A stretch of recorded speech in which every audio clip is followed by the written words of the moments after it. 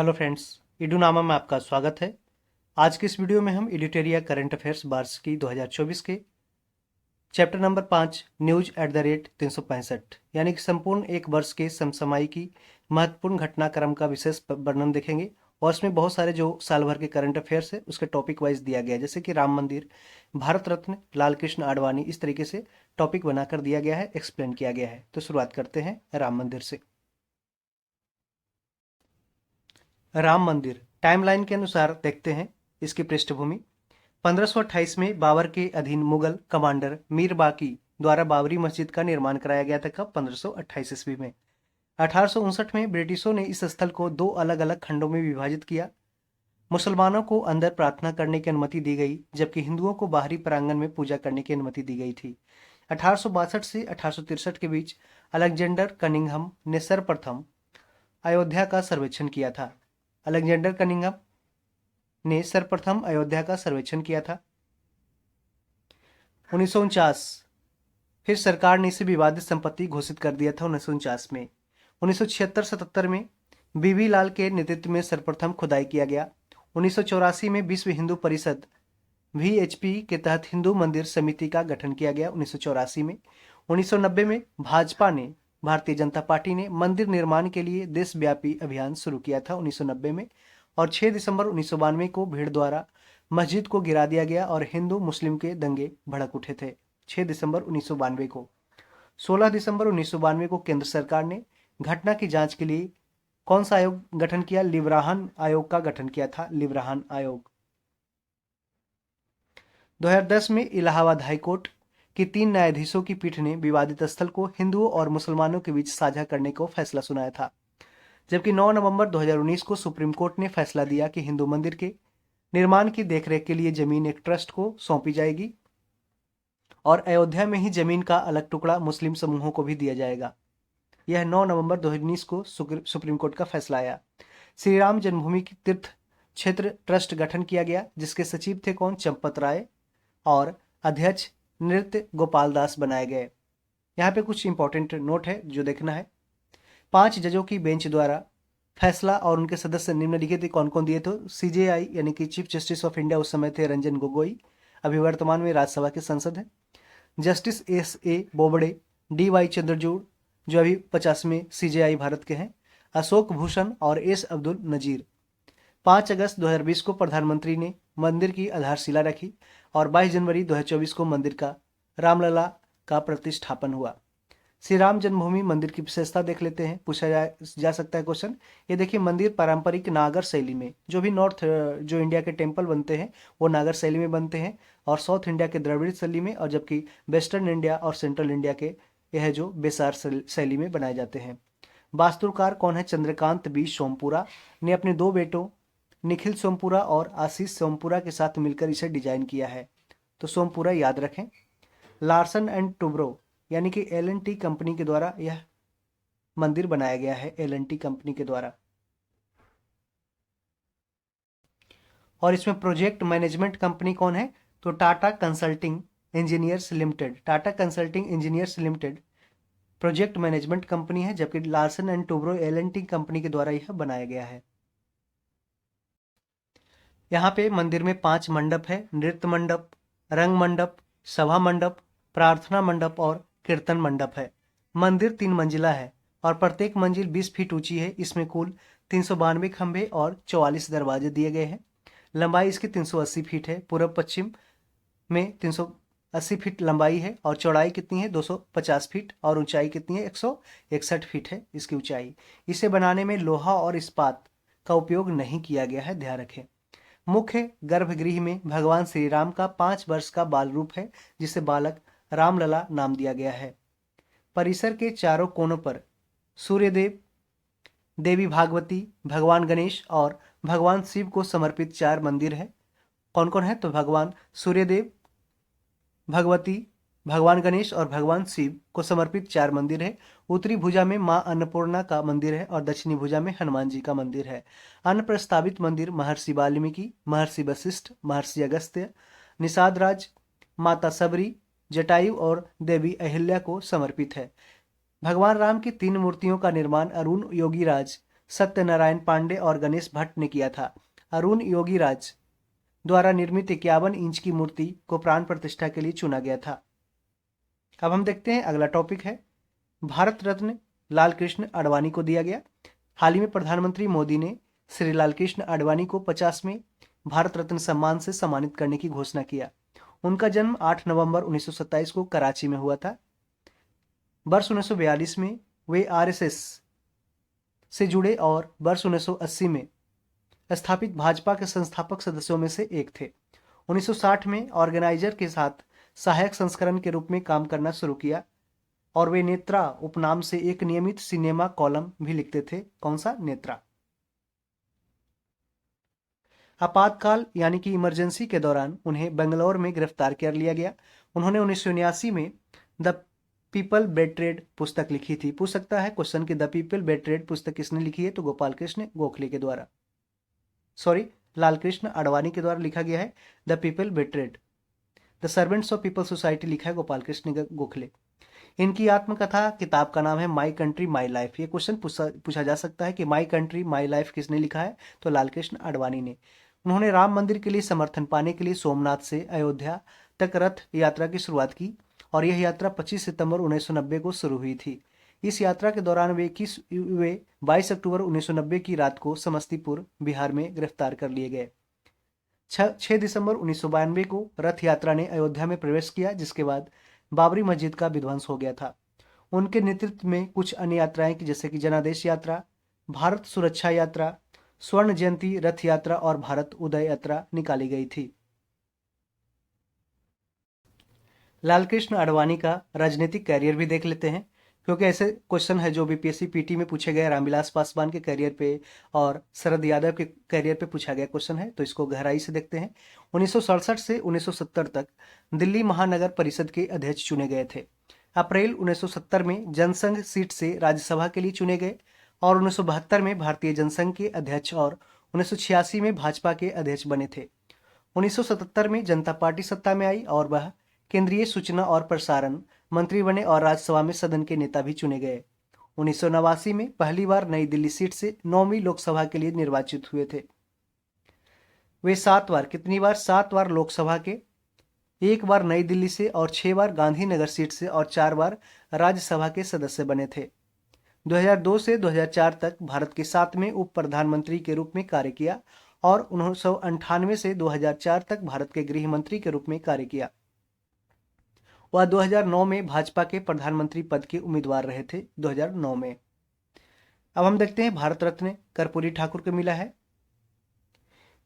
100वें जन्म वर्ष की पूर्व संध्या पर भारत सरकार ने स्वर्गीय श्री कर्पूरी ठाकुर को भारत रत्न से सम्मानित करने की घोषणा किया।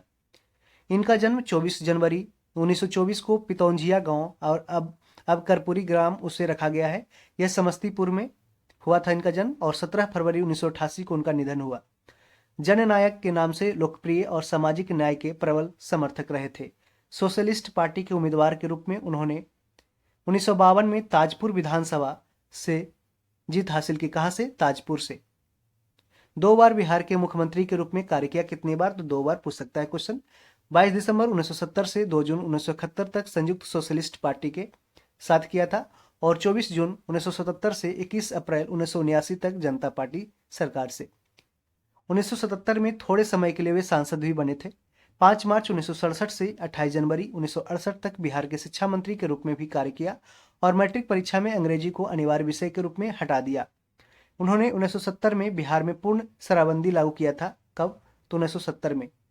तो सबसे पहला जो बिहार में पूर्ण शराबबंदी हुआ था जननायक कर्पूरी ठाकुर के द्वारा किया गया था 1970 में और अप्रैल 2016 में नीतीश कुमार के द्वारा किया गया बिहार में।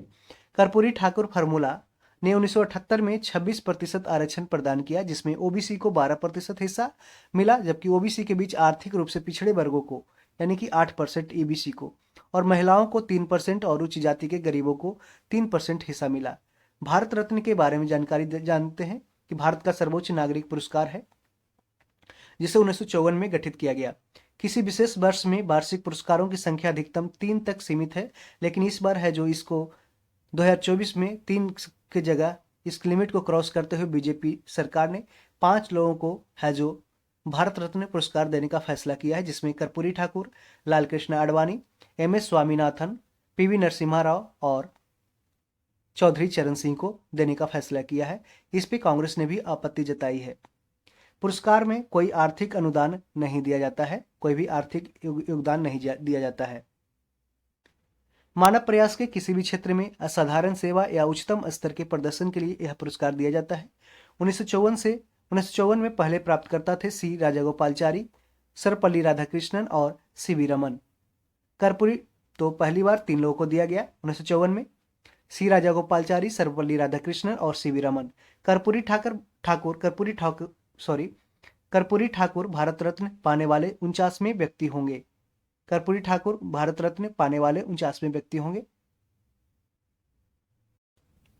अब हम जानते हैं 16वां वित्त आयोग यानी 16th फाइनेंस कमीशन। वित्त आयोग का जिक्र किया गया है संविधान के आर्टिकल 280 में। भारत सरकार ने भारत के राष्ट्रपति की मंजूरी से अनुच्छेद 280(1) के तहत 16वें वित्त आयोग का गठन किया। इसके अध्यक्ष डॉक्टर अरविंद पनगड़िया हैं, जो नीति आयोग के प्रथम उपाध्यक्ष भी रह चुके हैं। और सचिव कौन है? तो ऋत्विक रंजनम पांडे अभी 16वां वित्त आयोग के सचिव हैं। सदस्य हैं इसके अजय नारायण झा, सौम्य क्रांति घोष, एनी जॉर्ज मैथ्यू और निरंजन राजा अध्यक्ष। तो टोटल ये सदस्य होते हैं, टोटल 1+5 के रूप में कार्य करता है। ठीक है, इसको ध्यान रखें। इनका कार्य क्षेत्र क्या है वित्त आयोग का? तो वित्त आयोग का मुख्य कार्य केंद्र और राज्य सरकारों की वित्तीय स्थिति का मूल्यांकन करना, एवेल्युएशन करना है।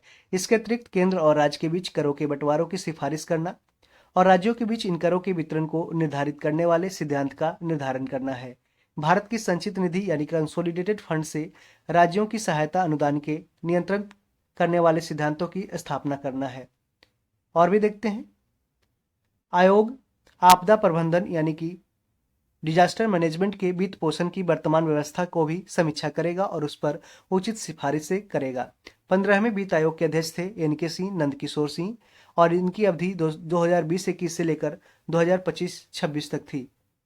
लेकिन इनके पहले है जो 16वां वित्त आयोग का गठन किया गया और अरविंद पनगड़िया को 16वें वित्त आयोग के अध्यक्ष के रूप में बनाया गया। 16वां वित्त आयोग 5 साल की अवधि 2026-27 से 2030-31 तक के लिए गठित किया गया है। इसकी कब से कब तक है ये ध्यान रखें, 2026 से 2031 तक है और ये 25-26 तक था 15वां। 16वां वित्त आयोग 5 साल की अवधि 2026-27 से लेकर 2030-31 तक के लिए गठित किया गया है और इसकी अवधि 1 अप्रैल 2026 से शुरू होगी और इसे अपनी रिपोर्ट है जो 31 अक्टूबर 2025 तक सौंपनी है। 16वें वित्त आयोग के लिए संयुक्त सचिव के 2 पद और आर्थिक सलाहकार का 1 पद भी सृजित किया गया है।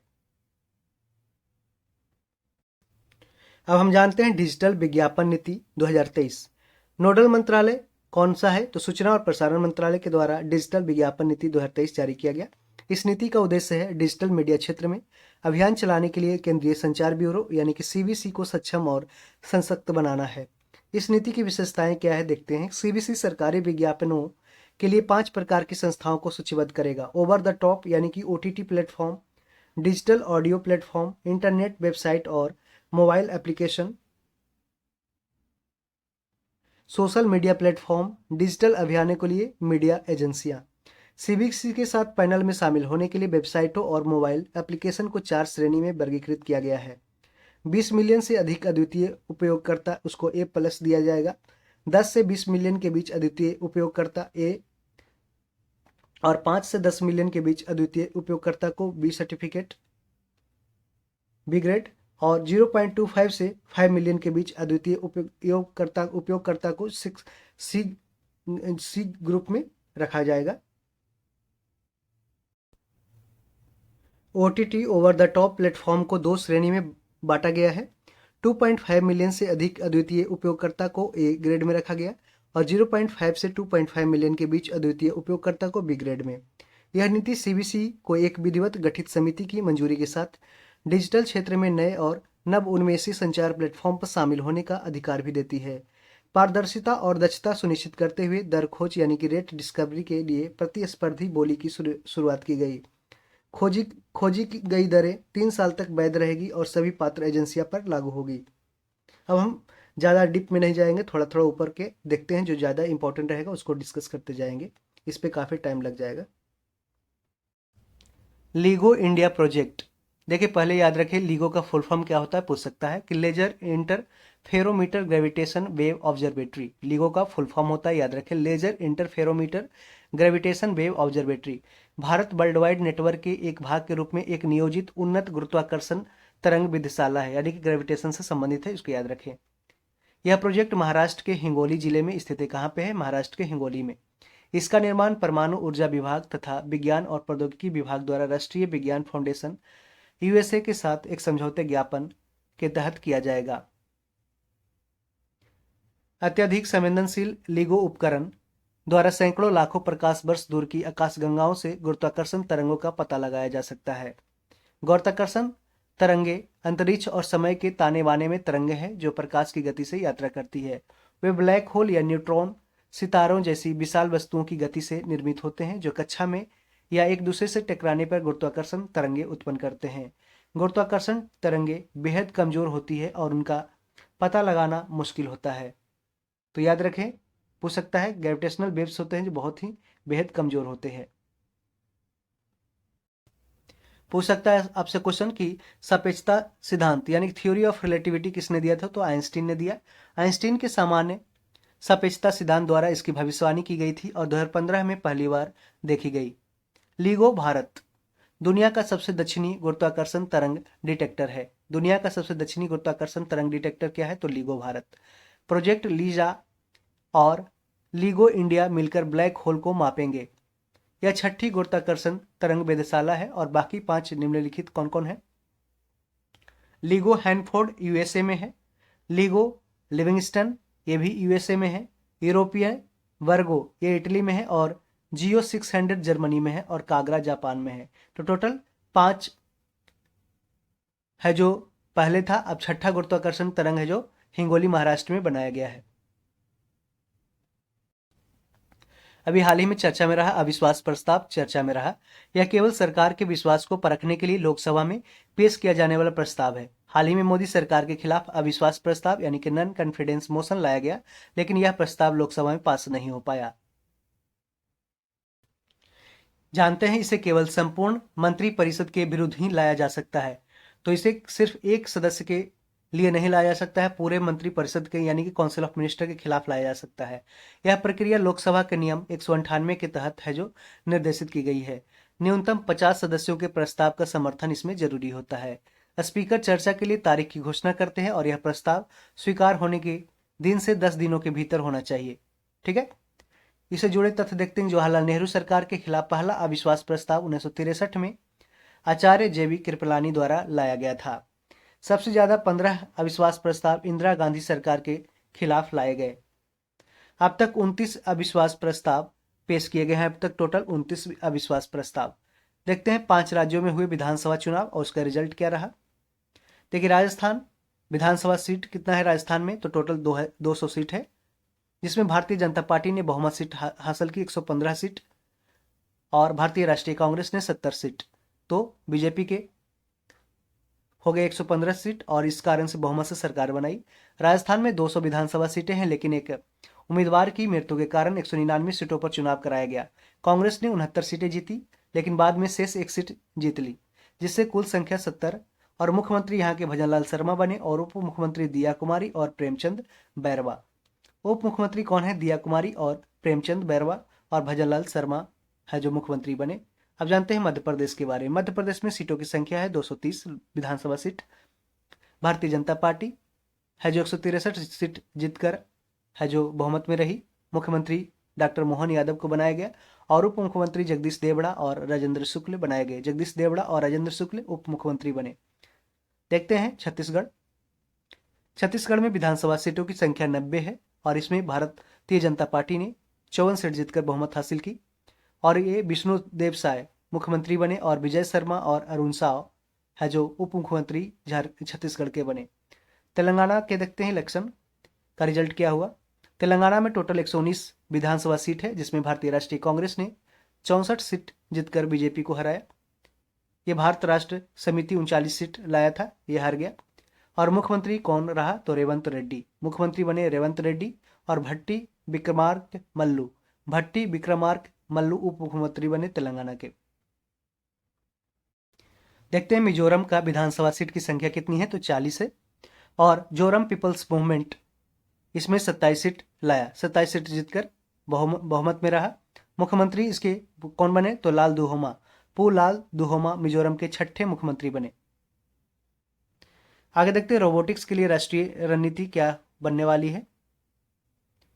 तो नोडल मिनिस्ट्री कौन है? मिनिस्ट्री इलेक्ट्रॉनिक्स और सूचना एवं प्रौद्योगिकी मंत्रालय यानी कि ministry of information and technology मिटी।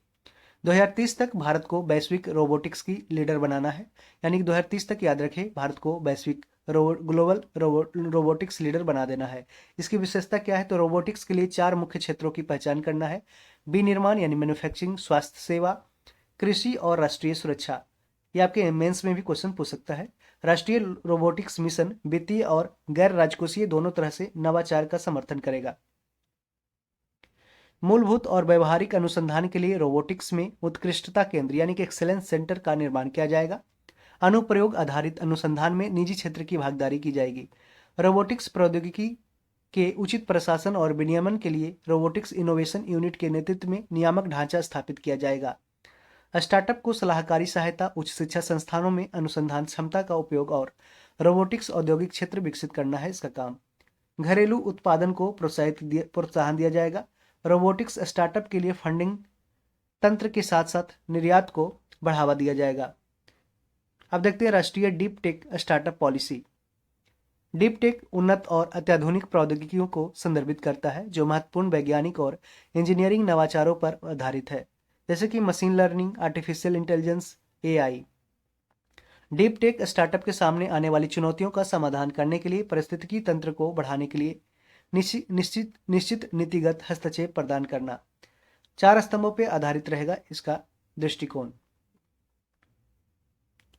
तो भारत के आर्थिक भविष्य को सुरक्षित करना, ज्ञान आधारित अर्थव्यवस्था की ओर प्रगति करना, आत्मनिर्भर भारत के माध्यम से राष्ट्रीय क्षमता और संप्रभुता को मजबूत करना, नैतिक नव परिवर्तन को प्रोत्साहित करना। इस नीति की विशेषताएं रहेगी अनुसंधान, विकास और नवाचार का पोषण, बौद्धिक संपदा व्यवस्था को मजबूत करना, फंडिंग तक पहुंच को सुगम बनाना।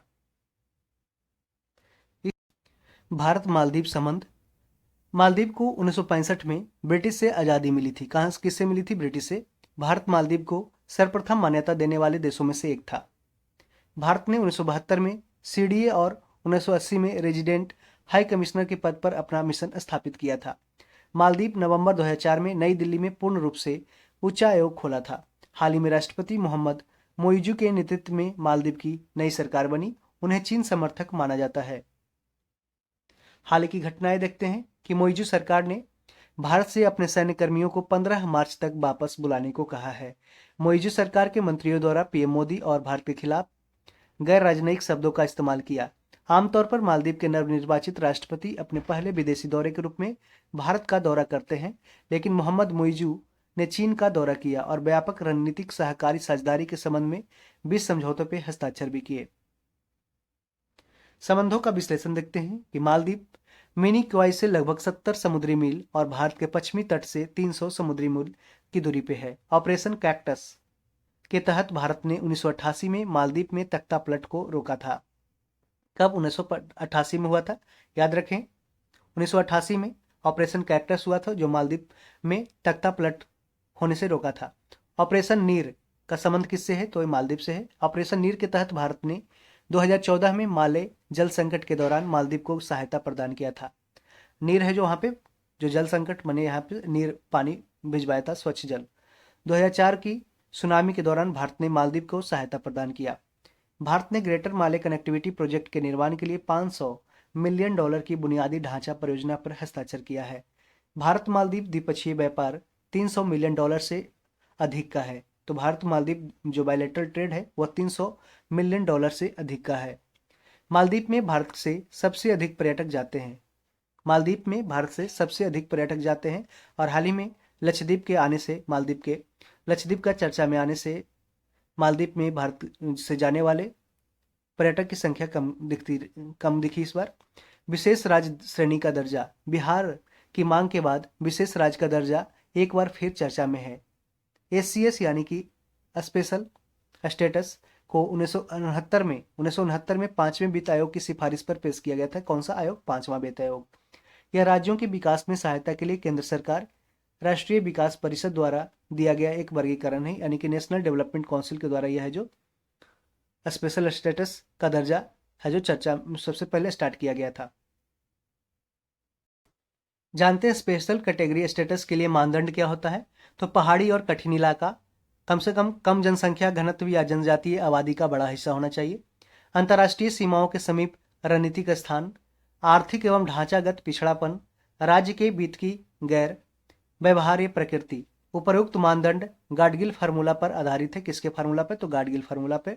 और इसमें से कोई भी अगर फार्मूला फिट करता है तो उसे स्पेशल कैटेगरी स्टेटस के लिए है जो दिया जा सकता है। इसके लाभ क्या क्या होंगे ये भी देख लेते हैं, क्यों लोग राज्य है जो इतना डिमांड कर रहा है। केंद्र प्रायोजित योजना जो स्पॉन्सर्ड जो स्कीम होते हैं उसमें आवश्यक धनराशि का 90% केंद्र है जो खर्च करेगा। खर्च न किया गया पैसा लैप्स नहीं होता और अगले वित्तीय वर्ष में चला जाता है। राज्यों को अन्य महत्वपूर्ण रियायतें भी प्रदान की जाती है, जैसे कि कारपोरेट टैक्स में छूट, कस्टम ड्यूटी में आदि में रियायत। केंद्र के सकल बजट का लगभग 30% भी उसके पास जाता है। केंद्र के सकल बजट का लगभग 30% भी उनके पास जाता है। जैसे कि वर्तमान में जो स्पेशल कैटेगरी स्टेटस दिया गया है राज्यों को, अरुणाचल प्रदेश है, नागालैंड है, मणिपुर है, मिजोरम है, त्रिपुरा है, मेघालय, असम, सिक्किम, उत्तराखंड और हिमाचल प्रदेश है। तो इसको याद रखें, एक बार लिस्ट में पूछ सकता है क्वेश्चन। 14वें वित्त आयोग की सिफारिशों के बाद एससीएस का अस्तित्व है जो समाप्त हो गया। 14वें वित्त आयोग ने कर हस्तांतरण यानी कि जो टैक्स ट्रांसफरेबल के माध्यम से ऐसे राज्यों के संसाधनीय अंतर को 30% से बढ़ाकर 42% करने का भी सुझाव दिया था।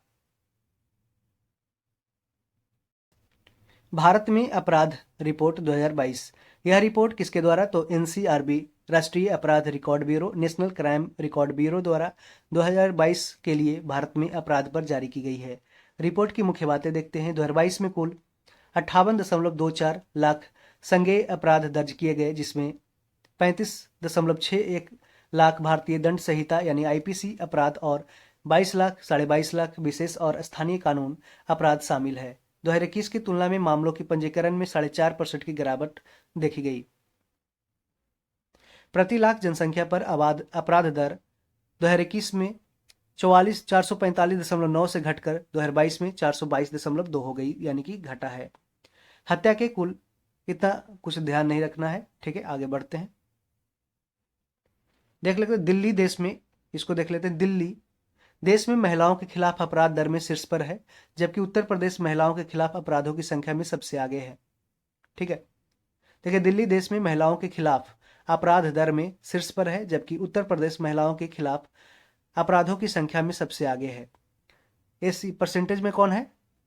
तो दिल्ली है, और नंबर में कौन है? उत्तर प्रदेश। एससी एसटी के खिलाफ अपराध के मामले में 3 प्रमुख राज्य है, पहला राजस्थान, दूसरा मध्य प्रदेश और तीसरा तेलंगाना। यानी कि राजस्थान में सबसे ज्यादा एससी और एसटी के खिलाफ अपराध के मामले देखे गए हैं। लगातार तीसरे वर्ष कोलकाता भारत में सबसे सुरक्षित शहर के रूप में उभरा है। उसके बाद पुणे दूसरा है और तीसरा हैदराबाद है। तो ध्यान रहे, कोलकाता है जो सबसे भारत में सबसे सुरक्षित शहर के रूप में लगातार तीसरे वर्ष चुना गया। उसके बाद पुणे और हैदराबाद। इसका जो न्यूज @365 है, इसका मतलब ये नहीं कि सिर्फ ये सब्जेक्टिव क्वेश्चंस को डिस्कस क्वेश्चन इससे बनेगा, इससे ऑब्जेक्टिव क्वेश्चन भी बनने वाला है, और स्टेटमेंट वाइज जो करंट अफेयर्स बनते हैं वो इससे है जो आपको डील हो जाएगा। तो इसको पूरे वीडियो को कंप्लीट रूप से देखें। महाराष्ट्र में सबसे अधिक आत्महत्या हुई है, इसके बाद तमिलनाडु दूसरा स्थान और मध्य प्रदेश का स्थान तीसरा रहा, पहला महाराष्ट्र का रहा सुसाइड में। जानवरों के हमलों के कारण मरने वाले या घायल होने वाले लोगों में 19% की वृद्धि हुई, और महाराष्ट्र में ऐसे सबसे अधिक मामले दर्ज किए गए। एनसीआरबी से संबंधित तथ्य देख लेते हैं। एनसीआरबी यानी कि नेशनल क्राइम रिकॉर्ड ब्यूरो की स्थापना कब हुई? 1986 में। और कंज्यूमर प्रोटेक्शन एक्ट यानी कि जो उपभोक्ता संरक्षण कानून भी आया था 1986 में लागू हुआ था। एनसीआरबी की स्थापना 1986 में हुई और यह गृह मंत्रालय के अंतर्गत आता है। एनसीआरबी ने 4 रिपोर्ट प्रकाशित की है। भारत में अपराध, भारत में आकस्मिक मौतें और आत्महत्याएं, जेल सांख्यिकी, गुमशुदा महिलाओं और बच्चों पर रिपोर्ट। ये 4 रिपोर्ट है जो प्रकाशित किया है नेशनल क्राइम रिकॉर्ड ब्यूरो ने। अब देखते हैं आधारभूत पशुपालन सांख्यिकी 2023। यह रिपोर्ट किसने जारी किया? मत्स्य पालन, पशुपालन और डेयरी मंत्रालय। 2022-23 के लिए दूध, अंडा, मांस और ऊन उत्पादन का अनुमान लेकर आई है। तो दुग्ध उत्पादन में देखते हैं कौन शीर्ष पे है। 2022-23 के दौरान दूध उत्पादन 230.58 मिलियन टन अनुमानित किया गया है। कितना? 230.58 मिलियन टन। ऐसे आपको एग्जाम में बीपीएससी पूछ सकता है क्वेश्चन। कुल दूध उत्पादन के मामले में भारत है जो विश्व में प्रथम स्थान पे है। प्रति व्यक्ति दूध की उपलब्धता 450 ग्राम के आसपास यानी कि 459 ग्राम प्रतिदिन है। शीर्ष 3 दूध उत्पादक राज्य है। पहला उत्तर प्रदेश, दूसरा राजस्थान और तीसरा मध्य प्रदेश। ये दूध उत्पादन में सबसे शीर्ष पे है उत्तर प्रदेश। 15.72%। पूरे कंट्री का 15 लगभग 15.5% है जो उत्तर प्रदेश प्रोडक्शन करता है। राजस्थान, फिर तीसरा मध्य प्रदेश। विकास की दृष्टि से शीर्ष 3 राज्य हैं। पहला कर्नाटक जो वृद्धि कर रहा है दूध का प्रोडक्शन करने में, तो पहला कर्नाटक है, दूसरा पश्चिम बंगाल और तीसरा उत्तर प्रदेश है। शीर्ष 3 राज्य प्रति व्यक्ति दूध उपलब्धता में पहला स्थान आता है पंजाब का, फिर आता है राजस्थान और हरियाणा का। अंडा में देखते हैं, अंडा का कुल उत्पादन 2022-23 में हुआ 138.38 बिलियन। ठीक है। कुल अंडा उत्पादन के मामले में भारत दुनिया में तीसरा स्थान पे आता है। तो 3 अंडा जब आप खाते हैं, 3 अंडा ऐसे याद रखें। भारत तीसरा स्थान। प्रति 1 लीटर दूध पीना है, 1 गिलास डेली दूध पीना है। ठीक है। प्रति व्यक्ति अंडे की उपलब्धता प्रति वर्ष 101 अंडा है। ठीक है। शीर्ष 3 अंडा उत्पादक राज्य है। पहला आंध्र प्रदेश, सबसे ज्यादा मतलब अंडों की टोकरी भी बोला जाता है आंध्र प्रदेश को। दूसरा स्थान तमिलनाडु का और तीसरा स्थान तेलंगाना का आता है। और 2022-23 के लिए प्रति व्यक्ति उपलब्धता है जो पहला स्थान आंध्र प्रदेश का ही आता है, तेलंगाना दूसरा और तीसरा तमिलनाडु।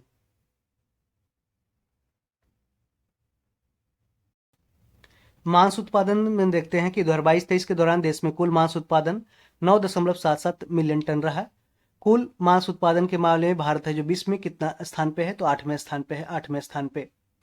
शीर्ष 3 मांस उत्पादक राज्य कौन सा है? पहला उत्तर प्रदेश है, दूसरा पश्चिम बंगाल और तीसरा महाराष्ट्र है। तो ध्यान रहे सबसे ज्यादा मांस का उत्पादन कौन करता है? तो उत्तर प्रदेश। प्रति व्यक्ति मांस उपलब्धता है 7.10 किलोग्राम प्रति वर्ष। तो लगभग एक कोई भी आदमी है जो एक साल में 7 केजी मांस पूरे भारत में खा सकता है। उसका एक का मतलब उसका वेटेज जा रहा है इतना जनसंख्या पे।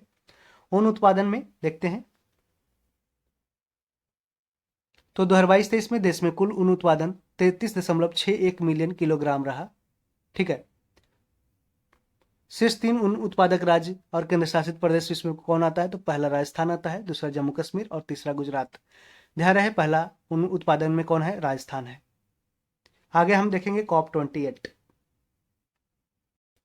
इसे कथन देकर के आपसे स्टेटमेंट देकर के आपसे क्वेश्चन पूछा जा सकता है। COP28 conference of parties 28 UNFCCC की पार्टियों के सम्मेलन यानी कॉन्फ्रेंस ऑफ पार्टी का 28वां सत्र है जो 30 नवंबर से लेकर 12 दिसंबर 2023 तक दुबई, संयुक्त अरब अमीरात में आयोजित किया गया। कहां पे? दुबई में। COP28 के नतीजे 4 स्तंभों के अंतर्गत शामिल है। पहला स्तंभ है एक उचित, व्यवस्थित और न्याय संगत ऊर्जा परिवर्तन को तेजी से ट्रैक करना। 2030 तक दुनिया की स्थापित नवीकरणीय ऊर्जा उत्पादन क्षमता को 3 गुना करके कम से कम 11,000 गीगावाट तक करना है। 2030 तक हर साल ऊर्जा दक्षता यानी कि एनर्जी एफिशिएंसी में सुधार की वैश्विक औसत वार्षिक दर 2% से दोगुनी होकर 4% से अधिक हो जाएगी। तेल और गैस डिकार्बोनाइजेशन चार्टर के 52 हस्ताक्षरकर्ता 2050 तक, कब तक? 2050 तक शुद्ध शून्य यानी कि नेट जीरो संचालन के लिए प्रतिबद्ध है। फ्रांस के नेतृत्व में, किसके नेतृत्व में? फ्रांस के नेतृत्व में कोल ट्रांजिशन एक्सेलरेटर लॉन्च किया गया जो कोयले से स्वच्छ ऊर्जा में संक्रमण की सुविधा प्रदान करेगा। दूसरा स्तंभ है जलवायु वित्त को ठीक करना यानी कि क्लाइमेट फाइनेंस को सही करना है। वैश्विक जलवायु वित्त ढांचे पर घोषणा की गई कि ग्लोबल क्लाइमेट फाइनेंस स्ट्रक्चर पे घोषणा किया गया। हानि और क्षति यानी कि damage and loss and damage निधि का संचालन किया गया। ग्लोबल कूलिंग प्रतिज्ञा 66 राष्ट्रीय हस्ताक्षरकर्ता 2050 तक शीतलन संबंधी उत्सर्जन में 68% की कमी के लिए प्रतिबद्ध है। हालांकि भारत इसमें शामिल नहीं हुआ है। ग्लोबल कूलिंग प्रतिज्ञा में भारत शामिल नहीं है, ध्यान रहे। इसमें टोटल 66 लोग हैं, 66 देश है।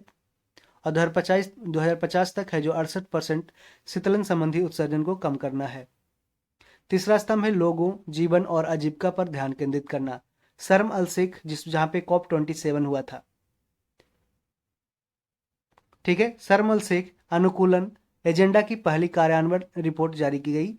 जलवायु राहत, पुनर्प्राप्ति और शांति पर COP28 UAE घोषणा का समर्थन किया गया। 141 देश जलवायु और स्वास्थ्य पर घोषणा में शामिल हुआ। सतत कृषि यानी कि सस्टेनेबल एग्रीकल्चर, लचीली खाद्य प्रणाली, फ्लेक्सिबल फूड सिस्टम और जलवायु कार्रवाई पर संयुक्त अरब अमीरात घोषणा का शुभारंभ किया गया। COP28 जलवायु प्रकृति और लोगों के लिए संयुक्त वक्तव्य है। जलवायु कार्रवाई के लिए गठबंधन for high ambition multi level partnership launch किया गया। गठबंधन for high ambition multi level partnership जलवायु कार्रवाई के लिए लॉन्च किया गया। पूछ सकता है आपसे कि गठबंधन for high ambition multi level partnership किससे संबंधित है, तो ये क्लाइमेट एक्शन के लिए से संबंधित है, यानी कि जलवायु कार्रवाई से संबंधित है और ये COP28 में किया गया। चौथे स्तंभ की ओर चर्चा करते हैं। चौथा स्तंभ है हर चीज को पूर्ण समावेशिता के साथ रेखांकित करना। युवा जलवायु चैंपियन की नियुक्ति। COP28 gender responsive just transition and climate action partnership launch किया गया। जलवायु कार्यवाही पहल के लिए खेलों पर रणनीति की प्रस्तुति की गई। और भी हम कुछ देख लेते हैं COP28 के बारे में। COP28 जलवायु शिखर सम्मेलन में जलवायु परिवर्तन यानी क्लाइमेट चेंज के प्रभाव से लड़ने में मदद करने के लिए कमजोर देश के लिए नुकसान और क्षति यानी कि लॉस एंड डैमेज फंड को मंजूरी दी गई। इस कोष में UAE ने $100 मिलियन, यूरोपीय संघ ने $275 मिलियन, USA ने $17.5 मिलियन एवं जापान ने $10 मिलियन योगदान देने का वादा किया है तथा इसका प्रबंधन वर्ल्ड बैंक के द्वारा किया जाएगा। COP28 के दौरान प्रधानमंत्री नरेंद्र मोदी ने अपने संबोधन में COP33 शिखर सम्मेलन का आयोजन भारत में करने का प्रस्ताव दिया है। तो आपसे क्वेश्चन डायरेक्ट पूछ सकता है कि COP28 के दौरान प्रधानमंत्री मोदी ने अपने संबोधन में कौन सा COP का यानी कि कॉन्फ्रेंस ऑफ पार्टी का है जो शिखर सम्मेलन का आयोजन भारत में करने का प्रस्ताव दिया है, तो COP33 का। अभी वर्तमान में COP28 हुआ कहाँ पे, दुबई में। और COP29 कहाँ पे होने जा रहा है, तो ये अजरबैजान में होने जा रहा है, जिसका राजधानी कहाँ है, बाकू है। COP26 कहाँ हुआ, COP26 ग्लासगो UK में हुआ। COP27 शर्म अल शेख इजिप्ट में और COP28 दुबई और COP29 होने जा रहा है अजरबैजान में, जबकि COP33 के लिए भारत ने प्रस्ताव दिया है। ग्लोबल ग्रीन क्रेडिट पहल। नरेंद्र मोदी ने दुबई में COP28 world climate action summit में स्वीडन के PM उल्फ क्रिस्टरसन, मोजाम्बिक के राष्ट्रपति फिलिप जेसिंटो न्यूसी और यूरोपियन काउंसिल के अध्यक्ष चार्ल्स मिशेल के साथ ग्रीन क्रेडिट प्रोग्राम का वेब पोर्टल लॉन्च किया है। तो आपसे डायरेक्ट पूछ सकता है क्वेश्चन कि नरेंद्र मोदी ने दुबई में COP28 world climate action summit ये जो किसके साथ किया है, तो स्वीडन के साथ, मोजाम्बिक के साथ और यूरोपियन काउंसिल के अध्यक्ष चार्ल्स मिशेल के साथ ग्रीन क्रेडिट प्रोग्राम का वेब पोर्टल लॉन्च किया है। ग्लोबल ग्रीन क्रेडिट इनिशिएटिव को प्रकृति के पारिस्थितिकी परिवर्तन के लिए वैश्विक मंच ग्लोबल फोरम के रूप में भी जाना जाता है। ग्रीन क्रेडिट पर्यावरण पर सकारात्मक प्रभाव डालने वाली गतिविधियों में लगे व्यक्तियों और संस्थानों को प्रदान की जाने वाली प्रोत्साहन की एक इकाई है। इसका उद्देश्य है कि विज्ञान में जैसे पर्यावरण संरक्षण में योगदान देने वाली गतिविधियों के पीछे के विज्ञान का पता लगाया और साझा किया जा सकता है। नीति है पर्यावरण कार्यों को प्रोत्साहित करने में विभिन्न नीति उपकरणों की प्रभावकारिता का पता लगाया जा सकता है। इसका अभ्यास जैसे कि एक सामान्य मूल्य श्रृंखला बनाना, उन हितधारकों को एक बाजार के माध्यम से जोड़ना जो कार्यक्रम में भाग ले सकते हैं। कुल 8 क्षेत्रों पर क्रेडिट सिस्टम का फोकस होगा। वृक्षारोपण, पानी, सतत कृषि, अपशिष्ट प्रबंधन यानी वेस्ट मैनेजमेंट, वायु प्रदूषण में कमी, मैनग्रोव संरक्षण एवं पुनर्स्थापन, इको मार्क। और ध्यान रहे इको मार्क है जो इन्वायरमेंटली सस्टेनेबल प्रोडक्ट को दिया जाता है और यह इको मार्क 1991 से दिया जा रहा है। टिकाऊ भवन और बुनियादी ढांचा। पहली बार केंद्रीय बजट 2023-24 में ग्लोबल ग्रीन क्रेडिट पहल की घोषणा की गई। पर्यावरण संरक्षण अधिनियम 1986 के तहत अक्टूबर में ग्रीन क्रेडिट नियमों के माध्यम से अधिसूचित किया गया। तो कौन से अधिनियम पे है तो पर्यावरण संरक्षण अधिनियम 1986 के तहत है। और कौन से केंद्रीय बजट, पहली बार केंद्रीय बजट 2023-24 में ग्लोबल ग्रीन क्रेडिट पहल की घोषणा की गई, पूछ सकता है क्वेश्चन। काफी सालों से चर्चा में रहा है इजराइल हमास युद्ध, उसको देखते हैं। 7 अक्टूबर 2023 को हमास ने ऑपरेशन तूफान अल अक्सा के तहत इजराइल पे हमला कर दिया। ऑपरेशन आयरन स्वॉर्ड्स के तहत इजराइल ने जवाबी हमला किया। भारत ने इसको याद रखे, ऑपरेशन का नाम याद रखे, ऑपरेशन आयरन स्वॉर्ड्स है जो इजराइल ने है जो हमास पे हमला किया, जवाबी हमला, उसका नाम रखा। और ऑपरेशन तूफान अल अक्सा के तहत है जो इजराइल पे हमला किया गया हमास के द्वारा 7 अक्टूबर 2023 को। भारत ने इजराइल से नागरिकों को निकालने के लिए ऑपरेशन अजय चलाया, ऑपरेशन अजय। हमास या इस्लामी प्रतिरोध आंदोलन की स्थापना 1987 में कार्यकर्ता अहमद यासीन द्वारा गाजा में किया गया था। हमास या इस्लामी प्रतिरोध आंदोलन की स्थापना कब हुआ था? 1987 में। कार्यकर्ता इसके था अहमद यासीन के द्वारा गाजा में किया गया। इसके बारे में कुछ तथ्य दिया गया है, उसको जानते हैं। इजराइल 1948 में, कब? 1948 में स्वतंत्र हुआ और कई युद्ध लड़े। अरब इजराइल युद्ध लड़ा 1948 में। स्वेज नहर संकट हुआ 1956। 6 दिवसीय युद्ध लड़ा 1967 में। ओस्लो समझौता, ओस्लो अकॉर्ड, ओस्लो अकॉर्ड आया 1993 में। ओस्लो अकॉर्ड 1993 में 2 राज्य समाधान का कार्यान्वयन किया गया, यानी कि 2 स्टेट सॉल्यूशन दिया गया। अब्राहम समझौता, अब्राहम अकॉर्ड 2020 में आया। ये इजराइल, यूएई और बहरीन के बीच शांति समझौता है, अब्राहम अकॉर्ड, जो 2020 में किया गया इजराइल, यूएई और बहरीन के बीच। और यह अब्राहम अकॉर्ड जो कई बार बीपीएससी मेंस, यूपीएससी मेंस में भी पूछा गया है। अब हम फ्रेंड्स देखते हैं वन संरक्षण संशोधन अधिनियम 2023, यानी फॉरेस्ट कंजर्वेशन अमेंडमेंट एक्ट 2023। 12 दिसंबर 1996 को या उससे पहले वन उपयोग से गैर वन में परिवर्तित भूमि पर लागू नहीं होगा। इसको ध्यान रखें कि जब 12 दिसंबर 1996 को या उससे पहले वन उपयोग से गैर वन यानी कि नॉन फॉरेस्ट में परिवर्तित भूमि पर लागू नहीं होगा। अधिनियम के तहत निम्नलिखित छूट दी गई है कि रेल लाइन या सार्वजनिक सड़क के किनारे वन भूमि इसमें नहीं आते हैं। अंतर्राष्ट्रीय सीमाओं के साथ 100 किलोमीटर के भीतर की स्थित भूमि, गतिविधियों जैसे कि चिड़ियाघर, सफारी, इको पर्यटन, सिल्वीकल्चर और केंद्र सरकार द्वारा निर्देशित कोई भी अन्य उद्देश्य इसमें शामिल नहीं है। वामपंथी उग्रवाद प्रभावित जिलों में सार्वजनिक उपयोगिता परियोजनाओं के लिए 5 हेक्टेयर तक वन भूमि प्रस्तावित है। यह अधिनियम वन संरक्षण अधिनियम 1980 को संशोधित करता है। किसको संशोधित करता है? तो यह अधिनियम है जो वन संरक्षण यानी फॉरेस्ट कंजर्वेशन एक्ट 1980 को संशोधित करता है। आगे देखते हैं भारतीय अंतरिक्ष नीति 2023, यानी कि इंडियन स्पेस पॉलिसी 2023। इसका उद्देश्य है कि अंतरिक्ष क्षेत्र में निजी कंपनियों के निवेश और भागीदारी को बढ़ावा देना है, यानी कि जो प्राइवेट सेक्टर, प्राइवेट कंपनी है उसको इन्वेस्टमेंट और पार्टनरशिप में बढ़ावा देना है स्पेस सेक्टर में। भविष्य में वैश्विक अंतरिक्ष अर्थव्यवस्था में हिस्सेदारी 10% तक की बढ़ाने पे जोर दिया गया। भविष्य में वैश्विक अंतरिक्ष अर्थव्यवस्था यानी कि ग्लोबल स्पेस इकोनॉमी में 10% है जो हिस्सेदारी बढ़ाया जाएगा, इस पे ध्यान दिया जाएगा। नीति चार विशिष्ट संबंधित इकाइयां बनाती है। इसरो जैसे कि रिसर्च और इनोवेशन पर फोकस करेगा, और यही क्वेश्चन है जो पूछा गया था 64 पोस्ट दरोगा मेंस एग्जाम में कि इसरो है जो क्या करेगा, तो रिसर्च और इनोवेशन पे फोकस करने वाला है इसरो।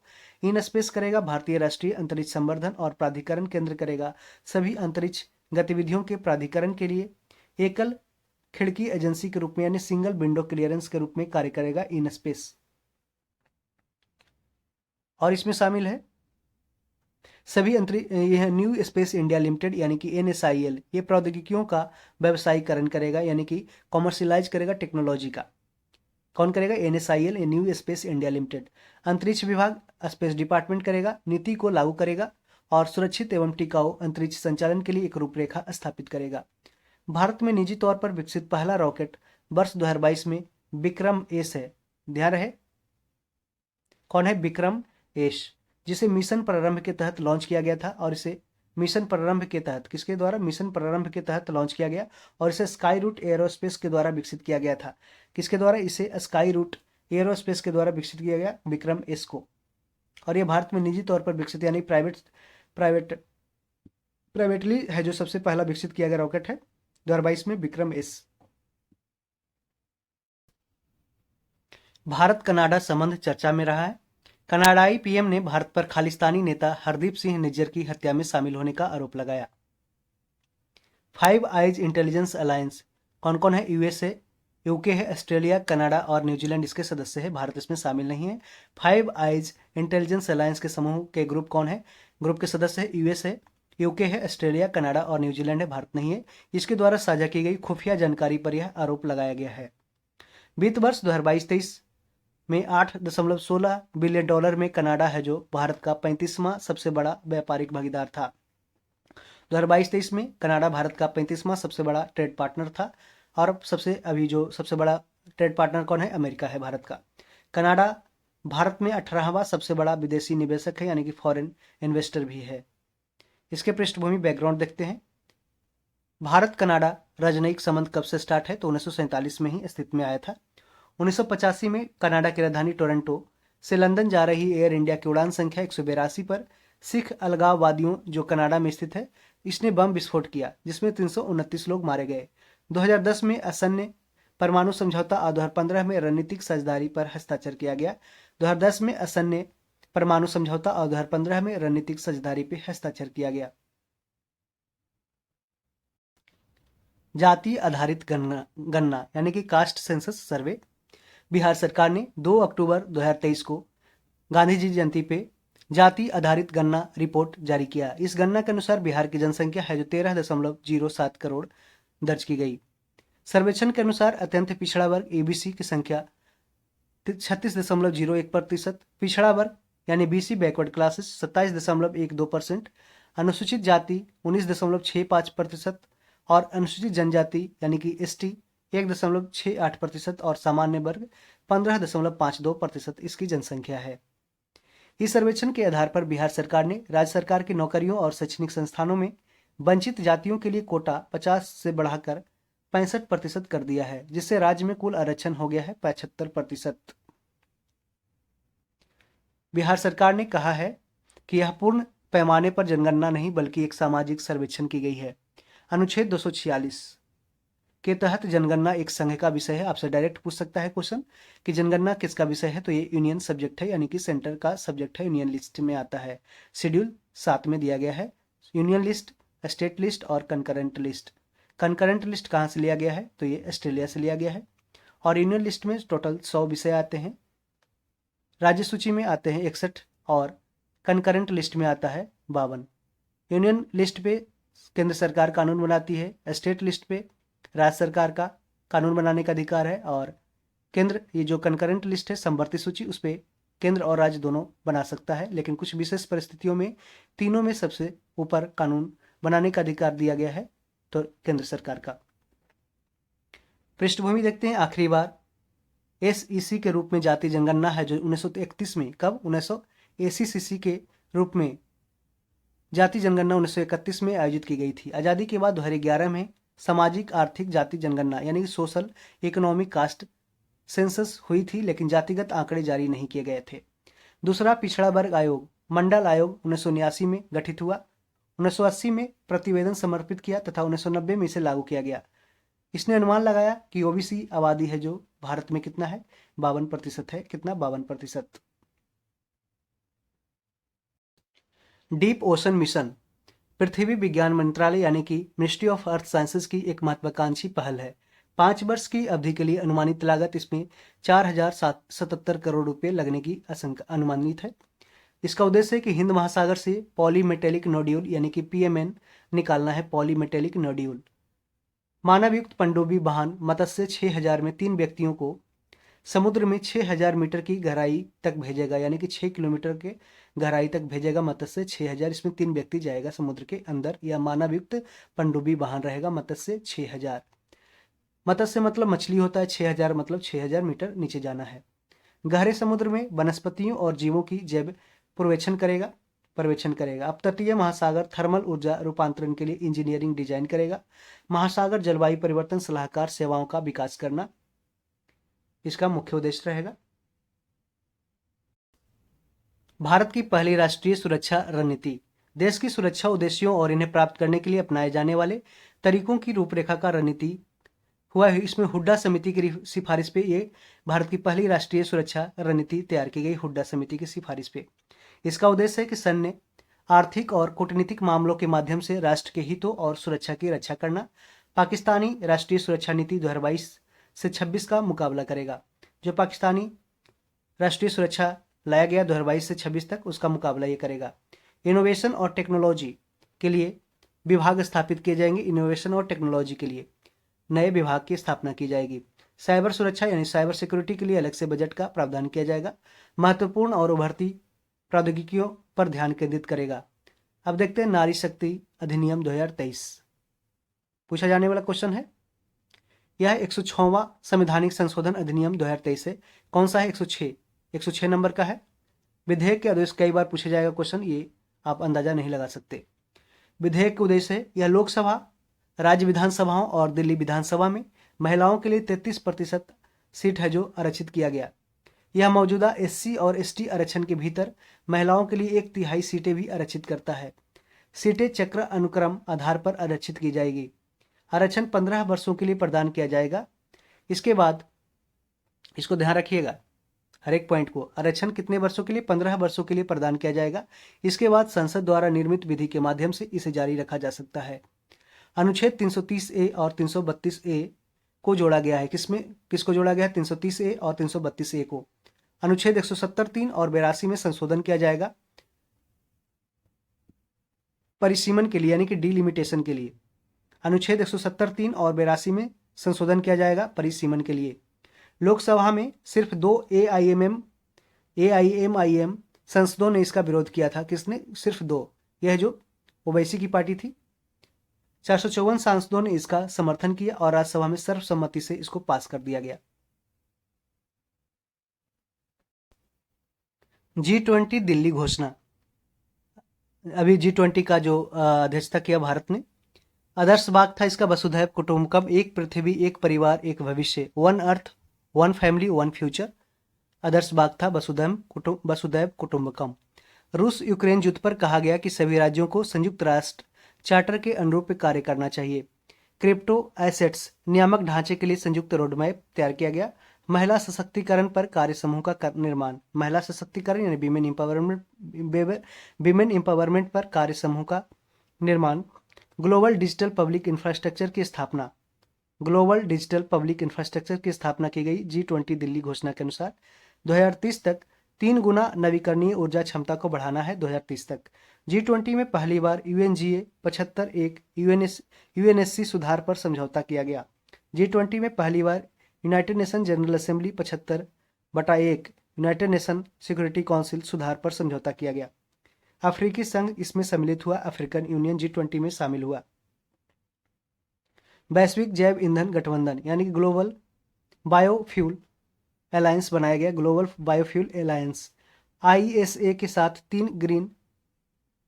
साथ ग्रीन हाइड्रोजन इनोवेशन सेंटर की स्थापना की जाएगी। G20 की स्थापना 1999 में एशियाई वित्तीय संकट यानी कि एशियन फाइनेंशियल क्राइसिस के बाद हुई थी। कब? 1999 में। आपने देखा होगा कि BPSC 69th में अब जो करंट अफेयर्स के क्वेश्चन पूछे जाते हैं वो स्टेटमेंट वाइज रहते हैं। तो इस तरीके से आपने एडिटोरियल ने बहुत अच्छा प्रयास किया कि वो news@365 नाम से, यानी कि साल भर के जो इंपॉर्टेंट करंट अफेयर्स है वन लाइनर के फॉर्मेट में तो दिया ही है, साथ साथ उसको डिस्क्रिप्शन में भी दिया है, तो उसको हम देख सकते हैं। इसको इग्नोर नहीं कीजिएगा प्लीज़। भारत मध्य पूर्व यूरोप आर्थिक गलियारा। ठीक है, भारत मध्य पूर्व यानी कि India central east Europe economic corridor. IMEC global infrastructure and investment के लिए साझेदारी का हिस्सा है। IMEC में rail road ship to rail network शामिल है जिसमें 2 कॉरिडोर है। पूर्वी गलियारा भारत को अरब की खाड़ी से जोड़ेगा। से जोड़ेगा और उत्तरी गलियारा है जो गल्फ को यूरोप से जोड़ेगा। उत्तरी गलियारा किसको जोड़ेगा? गल्फ को यूरोप से, और पूर्वी गलियारा भारत को अरब से जोड़ेगा, अरब की खाड़ी से। इस कॉरिडोर में बिजली केबल, हाइड्रोजन पाइपलाइन और हाई स्पीड डेटा केबल भी शामिल है। इसका उद्देश्य क्या रहेगा इसको देखते हैं। एक व्यापक परिवहन नेटवर्क बनाना, व्यापार और कनेक्टिविटी को सुविधाजनक बनाकर एशिया, यूरोप और मध्य पूर्व का एकीकरण करना, क्षेत्रीय आपूर्ति श्रृंखलाओं को भी सुरक्षित करना इसका मुख्य उद्देश्य रहेगा। भारत ग्लोबल साउथ और फिपिक। 17 नवंबर 2023 को भारत ने ग्लोबल साउथ समिट के दूसरे संस्करण की मेजबानी किया जिसमें 125 देशों ने भाग लिया। इसका थीम था global south together for everyone's growth everyone's trust. Theme क्या था, याद रखें, global south together for everyone's growth everyone's trust. Global south शब्द की कोई सख्त भौगोलिक परिभाषा नहीं दी गई है। ग्लोबल नॉर्थ और ग्लोबल साउथ को ब्रांट लाइन किसके द्वारा, ब्रांट लाइन द्वारा है जो विभाजित किया गया है, ब्रांट लाइन द्वारा। वैश्विक दक्षिणी देशों को विकासशील, कम विकसित या अविकसित के रूप में वर्गीकृत किया गया है। ग्लोबल साउथ शब्द 1969 में कार्ल ऑगलेस्बी द्वारा गढ़ा गया था। ग्लोबल साउथ शब्द 1969 में भारत प्रशांत द्वीप सहयोग मंच का तीसरा शिखर सम्मेलन port Moresby Papua New Guinea में आयोजित हुआ। कहाँ पे, भारत प्रशांत द्वीप सहयोग मंच का तीसरा शिखर सम्मेलन port Moresby Papua New Guinea में आयोजित हुआ। भारत और पापुआ न्यू गिनी द्वारा सह अध्यक्षता की गई विकास के लिए 12 सूत्रीय फार्मूला तैयार किया गया। सौर ऊर्जा परियोजना यानी सोलर एनर्जी प्रोजेक्ट के लिए भारत द्वारा समोआ को 100 मिलियन अमेरिकी डॉलर की ऋण सहायता प्रदान की गई। सौर ऊर्जा परियोजना के लिए भारत द्वारा समोआ को 100 मिलियन अमेरिकी डॉलर की ऋण सहायता प्रदान की गई। राष्ट्रीय लॉजिस्टिक नीति यानी कि नेशनल लॉजिस्टिक पॉलिसी 2022 देखते हैं। हाल ही में भारत ने एनएलपी का एक वर्ष पूरा कर लिया। एनएलपी यानी नेशनल लॉजिस्टिक पॉलिसी का उद्देश्य क्या था, तो लॉजिस्टिक की लागत कम करना और 2030 तक वैश्विक बेंचमार्क तक पहुंचाना है। कब तक, 2030 तक। लॉजिस्टिक का मतलब होता है कि आपको जैसे और भी जो अगर जैसे यहाँ से आप अगर पटना से रांची जाते हैं तो बीच में जो छोटे ट्रेन से जाते थे, यानी कि जो टाइम टेकिंग बहुत ज़्यादा लेता था, आप अगर आज कुछ प्रोडक्ट को वहाँ भेजना होता था बहुत टाइम लेता था। लेकिन यदि जैसे कि वंदे भारत, आपका समय बच रहा है, तो लॉजिस्टिक कॉस्ट को है जो कम कर दिया। ठीक है, लॉजिस्टिक की लागत कम करना और 2030 तक वैश्विक बेंचमार्क तक पहुंचाना, 2030 तक शीर्ष 25 देशों में आना, कृषि उत्पादों की बर्बादी को रोकना है, भौतिक संपत्तियों के गोदामों को मानकीकृत यानी कि स्टैंडर्डाइज करने का लक्ष्य रखा गया है। सभी लॉजिस्टिक की निगरानी के लिए सिस्टम इंप्रूवमेंट ग्रुप का गठन किया गया। डेटा संचालित निर्णय समर्थन तंत्र बनाना है। और देख लेते हैं कि एनएलपी को सीएलपी यानी कि व्यापक लॉजिस्टिक एक्शन प्लान के माध्यम से लागू किया जाएगा, जिसमें 8 कार्य क्षेत्र होंगे। वर्तमान में भारत, ये क्वेश्चन पूछ सकता है कि वर्तमान में भारत विश्व बैंक लॉजिस्टिक परफॉर्मेंस इंडेक्स 2023 में कौन से स्थान पे है, तो 38वां स्थान पे है भारत। वर्तमान में भारत है जो world bank logistic performance index 2023 पूछ सकता है कि लॉजिस्टिक परफॉर्मेंस इंडेक्स कौन जारी करता है, तो वर्ल्ड बैंक करता है, और उसमें भारत का स्थान है 38वां 2023 में। पीएम विश्वकर्मा योजना, 17 सितंबर को विश्वकर्मा जयंती के अवसर पर प्रधानमंत्री ने पारंपरिक शिल्प एवं कौशल में लगे श्रमिकों को सरकारी सहायता देने के लिए नई दिल्ली में पीएम विश्वकर्मा योजना की शुरुआत की। सूक्ष्म, लघु और मध्यम उद्यम मंत्रालय नोडल एजेंसी है और यह एक केंद्रीय क्षेत्र की योजना या सेंट्रल सेक्टर की योजना है। अवधि इसकी है वित्तीय वर्ष 2023-24 से वित्तीय वर्ष 2027-28 तक, यानी 23 से लेकर 28 तक 5 सालों के लिए। अब तक प्रारंभिक परिव्यय इसमें 13,000 करोड़ है और इसमें 18 पारंपरिक क्षेत्र शामिल है। याद रखें, इसमें कितना 18 है और यह 13,000 करोड़। इसका उद्देश्य देख लेते हैं। पीएम विश्वकर्मा प्रमाण पत्र और आईडी कार्ड, कौशल उन्नयन टूल किट प्रोत्साहन मिलेगा, ऋण सहायता दी जाएगी, डिजिटल लेन देन के लिए प्रोत्साहन किया जाएगा, विपणन समर्थन दिया जाएगा। ठीक है, कॉमर्स में मार्केटिंग करवाया जाएगा आपसे, मैंने मार्केटिंग को सुगम किया जाएगा। पात्रता, इसका न्यूनतम कम से कम उम्र होना चाहिए 18 वर्ष। लाभ परिवार के एक सदस्य तक ही सीमित रहेगा, सिर्फ एक सदस्य को एक परिवार के दिया जाएगा। हाथों और औजारों से काम करने वाले कारीगर और शिल्पकार ये शामिल रहेंगे, हाथों और औजारों से काम करने वाले कारीगर। अब हम देखते हैं सशस्त्र बल विशेष अधिकार अधिनियम यानी कि armed force special protection act 1958 में लागू हुआ। पूछ सकता है क्वेश्चन कि आपसवा कब से आया था, तो 1958 से। यह अधिनियम अरुणाचल प्रदेश, असम, मणिपुर, मेघालय, मिजोरम, नागालैंड और त्रिपुरा के अशांत क्षेत्रों में सशस्त्र बलों की विशेष शक्तियां प्रदान करता है। याद रखें कहाँ कहाँ है, तो अभी अरुणाचल प्रदेश में है आपसा लगा हुआ, असम में, मणिपुर में, मेघालय में, मिजोरम में, नागालैंड और त्रिपुरा के अशांत क्षेत्रों में सशस्त्र बलों को विशेष शक्तियां प्रदान करता है। इसका प्रोविजन है कि बिना वारंट के संदिग्ध लोगों को गिरफ्तार कर सकता है, कानून के अनुसार किसी व्यक्ति पर गोली चलाना या बल प्रयोग कर सकता है। किसी भी ऐसी संरचना को नष्ट कर दे जिसमें हथियारों के भंडार का आश्रय होने का संदेह हो, जहां से हमले किए जाने की संभावना व्यक्त की जा सकती हो। साक्ष्य के लिए बिना वारंट के तलाशी लेना। साक्ष्य के लिए बिना वारंट की तलाशी भी ले सकता है। आपस्पा अभियोजना या कार्यवाही पर रोक लगाता है, जैसे कि अधिनियम के तहत शक्तियों का प्रयोग करते समय की गई कार्यवाही के लिए कर्मियों के खिलाफ केंद्र की मंजूरी को छोड़कर। ठीक है, सिफारिशें इसमें क्या है, तो न्यायमूर्ति बीपी जीवन रेड्डी समिति ने कहा है कि इसे निरस्त करो। निरस्त करने की सिफारिश किया गया न्यायमूर्ति बीपी जीवन रेड्डी की समिति के द्वारा। द्वितीय एआरसी यानी second administrative reforms commission, second ARC report ने second ARC administrative reforms commission की 5वीं रिपोर्ट ने भी इसे निरस्त करने की सिफारिश किया है। स्वच्छ वायु सर्वेक्षण 2023। पर्यावरण, वन एवं जलवायु परिवर्तन मंत्रालय अभी कौन है? पर्यावरण, वन एवं जलवायु मंत्री अभी कौन है? तो ये भूपेंद्र यादव है। पर्यावरण, वन एवं जलवायु परिवर्तन मंत्रालय की पहल है स्वच्छ वायु सर्वेक्षण 2023 और इसका थीम क्या है? तो स्वच्छ वायु के लिए एक साथ रहना, स्वच्छ वायु के लिए एक साथ। इसका उद्देश्य समाज के सभी वर्गों के बीच जागरूकता पैदा करना, नागरिकों को स्वास्थ्य प्रभाव के बारे में सूचित करना। एनसीएपी सभी के लिए यानी कि national clean air programme, NCAP है, यहाँ पे फुल फॉर्म लिखा हुआ है एनसीएपी का, नेशनल क्लीन एयर प्रोग्राम सभी के लिए स्वच्छ वायु के लक्ष्य को प्राप्त करना इसका लक्ष्य है। इसका परिणाम क्या रहा? 131 शहरों को 3 समूह में वर्गीकृत किया गया। पहला पद रहा जो 10 लाख से 1 मिलियन में 10 लाख होता है, तो 10 लाख प्लस वाले जो जनसंख्या है वहां पे पहला स्थान पे शहर आता है इंदौर। दूसरा देखते हैं कि 3 से 10 लाख कैटेगरी में, 3 से 10 लाख पॉपुलेशन वाले कैटेगरी में पहला स्थान आता है अमरावती का, और 3 लाख से भी कम ये परवाणु आता है, परवाणु जो पहला स्थान रखता है, परवाणु शहर। मूल्यांकन के कुछ मानदंड दिया गया कि वाहन उत्सर्जन, सड़क की धूल, बायोमास और नगरपालिका ठोस अपशिष्ट जलाना आदि इसके मानदंड है।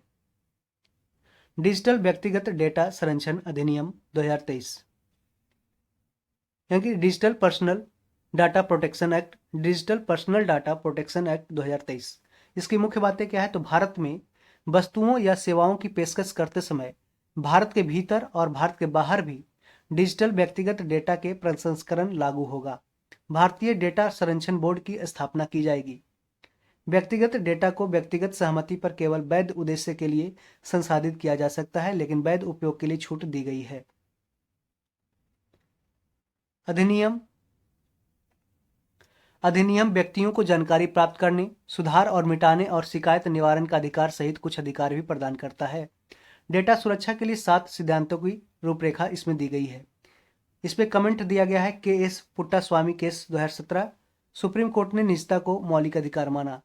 इस पे कमेंट किया गया कि के.एस. पुट्टास्वामी, देखिए इसमें जो निजता का अधिकार आया, निजता का अधिकार का मौलिक अधिकार बनाया गया, एक KS. Puttaswamy case 2017 supreme court ने निजता को मौलिक अधिकार माना था।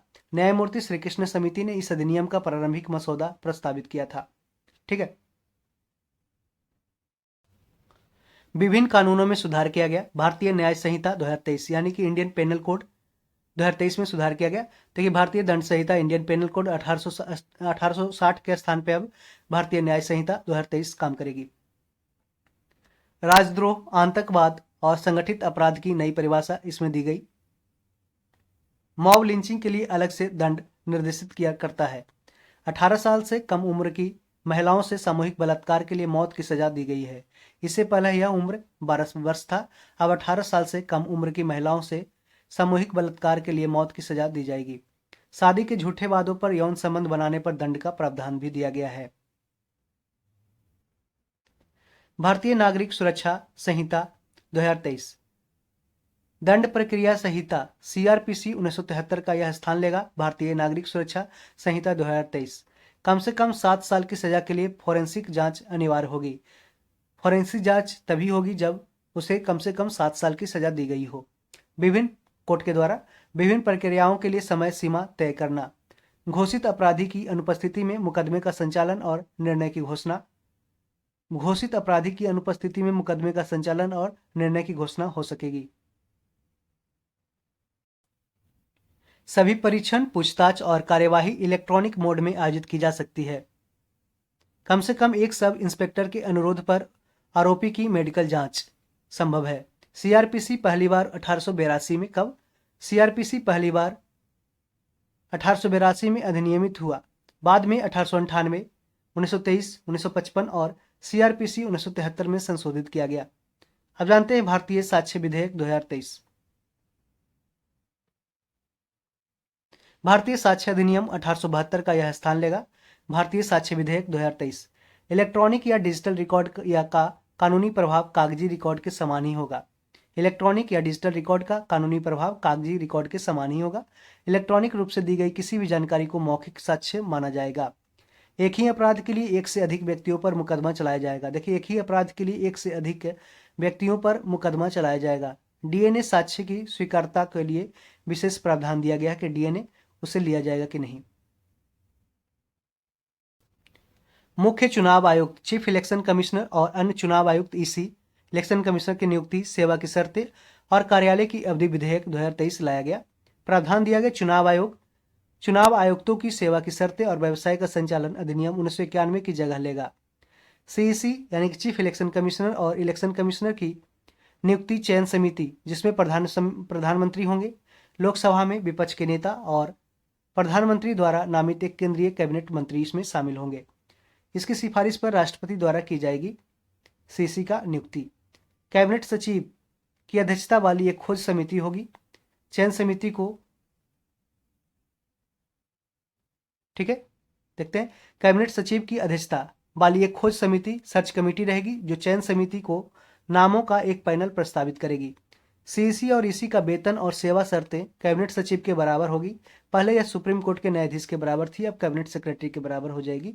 चीफ इलेक्शन कमिश्नर और इलेक्शन कमिश्नर का पेमेंट और सेवा शर्त।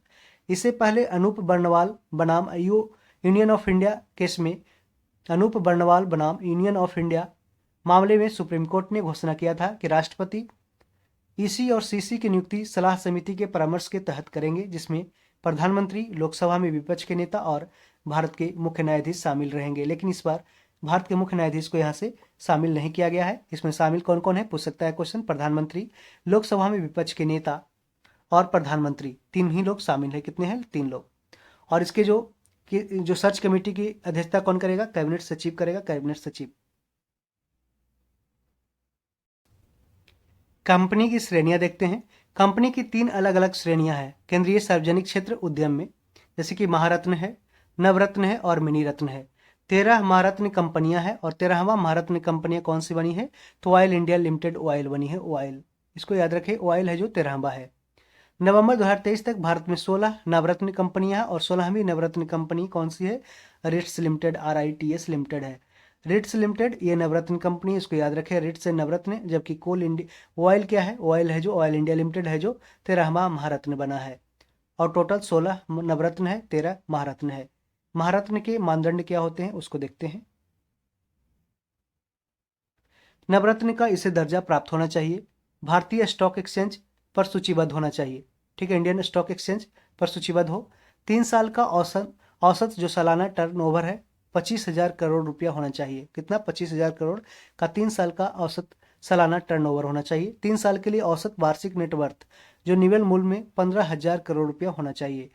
कर पश्चात औसत वार्षिक शुद्ध लाभ 5,000 करोड़ से अधिक होना चाहिए। महत्वपूर्ण वैश्विक उपस्थिति होना चाहिए, यानी कि ग्लोबल प्रेजेंस होना चाहिए, पूरे मल्टीनेशनल होना चाहिए, ठीक है। नवरत्न की कसौटी क्या है? नवरत्न की तो मिन रत्न 1 अनुसूची ए का दर्जा प्राप्त होना चाहिए। पिछले 5 वर्षों में 3 वर्षों की रेटिंग अच्छी या उत्कृष्ट होनी चाहिए। 6 प्रदर्शन संकेतकों पर 60 या उससे अधिक का समग्र स्कोर होना चाहिए। अब हम फ्रेंड्स देखते हैं state of India's birds report 2023।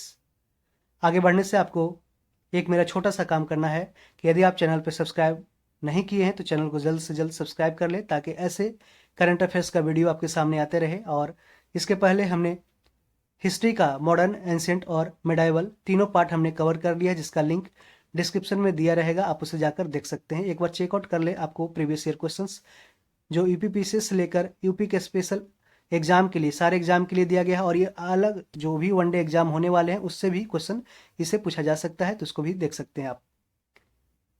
तो आगे बढ़ते हैं। भारतीय वन्यजीव संस्थान यानी कि WII, wild life institute of India और भारतीय प्राणी सर्वेक्षण जूलॉजिकल सर्वे ऑफ इंडिया द्वारा संयुक्त रूप से जारी किया गया state of India's bird report 2023।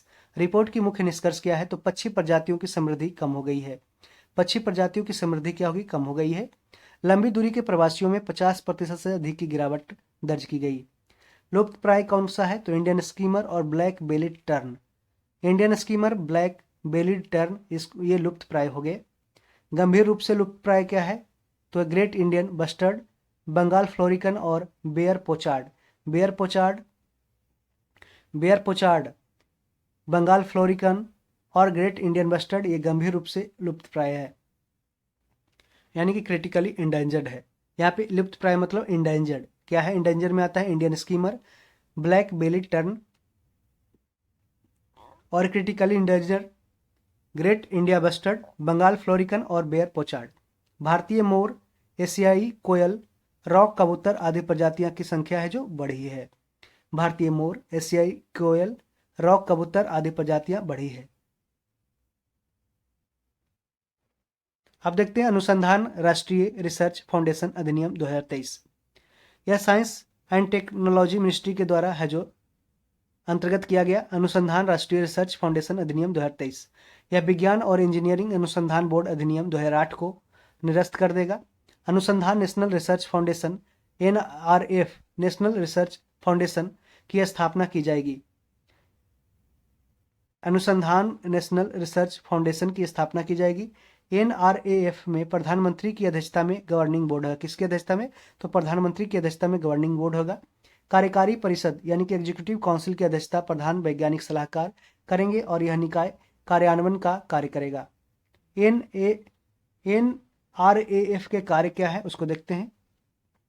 अनुसंधान, नवाचार और उद्यमिता के लिए रणनीतिक दिशा प्रदान करने के लिए देश का सर्वोच्च निकाय, अनुसंधान और विकास के लिए अल्पकालिक, मध्यवर्ती अवधि और दीर्घकालिक रणनीति तैयार करना, अनुसंधान प्रस्तावों के लिए अनुदान प्रदान करना, अंतर्राष्ट्रीय सहयोग को प्रोत्साहित करना, वैज्ञानिक अनुसंधान परिणामों और खर्च का वार्षिक सर्वेक्षण करेगा। देखते हैं इंडिया स्टैक के बारे में। इंडिया स्टैक यह एप्लीकेशन प्रोग्रामिंग इंटरफेस का एक सेट है जो सरकारों, स्टार्टअप, व्यवसाय और डेवलपर्स को एक अद्वितीय डिजिटल बुनियादी ढांचे का उपयोग करने की अनुमति देता है। इंडिया स्टैक इसकी 3 परतें होती हैं। पहचान परत अद्वितीय ID प्रदान करता है जैसे कि आधार, हस्ताक्षर। भुगतान परत भुगतान की अनुमति देना जैसे कि UPI, आधार सक्षम भुगतान सेवा। डेटा परत डेटा को स्वतंत्र रूप से स्थानांतरित करने की अनुमति देना जैसे कि DigiLocker. Account aggregator India stack के प्रमुख घटक हैं आधार, KYC, DigiLocker, UPI, direct benefit transfer, DBT इत्यादि।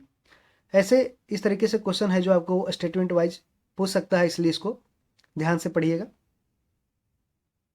तो डेटा स्टैक के फायदे क्या हैं? तो वित्तीय समावेशन यानी फाइनेंशियल इंक्लूजन, अर्थव्यवस्था का औपचारीकरण, फॉर्मलाइजेशन ऑफ इकोनॉमी, स्वास्थ्य और शिक्षा सेवाओं की बेहतर डिलीवरी की जाएगी। समान नागरिक संहिता यानी कि यूनिफॉर्म सिविल कोड चर्चा में रहा, उसको देखते हैं। हाल ही में भारत के 22वें विधि आयोग 22वां जो लॉ कमीशन है उसने समान नागरिक संहिता पर सुझाव मांगा है। UCC विवाह, तलाक, विरासत, गोद लेने और उत्तराधिकार से संबंधित सभी धार्मिक समुदायों के मामलों पर लागू होता है। पुर्तगाली नागरिक संहिता 1867 के रूप में UCC का पालन करने वाला गोवा भारत का एकमात्र राज्य है, इसको ध्यान रखें। यह पुर्तगाली नागरिक संहिता 1867 के रूप में UCC यानी कि यूनिफॉर्म सिविल कोड का पालन करने वाला गोवा भारत का एकमात्र राज्य है। इसे राज्य के नीति निर्देशक सिद्धांतों के अनुच्छेद 44 में के तहत संवैधानिक अधिकार प्राप्त है। सेक्स लोकिस रिपोर्ट लेक्स लॉ की रिपोर्ट 1840 में सिफारिश की गई कि मुसलमानों और हिंदुओं के व्यक्तिगत कानूनों को संहिताबद्ध नहीं किया जाना चाहिए। किसमें? लेक्स लॉ की रिपोर्ट 1840 में कहा गया। BN राव समिति ने एक संहिताबद्ध हिंदू कानून की सिफारिश किया। BN राव समिति ने एक संहिताबद्ध हिंदू कानून की सिफारिश किया। काला सागर अनाज डील। रूस हाल ही में संयुक्त राष्ट्र और तुर्की की मध्यस्थता में रूस और यूक्रेन के बीच हस्ताक्षरित काला सागर लाभ समझौते से पीछे हट गया। रूस हाल ही में संयुक्त राष्ट्र और तुर्की की मध्यस्थता में रूस और यूक्रेन के बीच हस्ताक्षरित काला सागर लाभ समझौते से पीछे हट गया।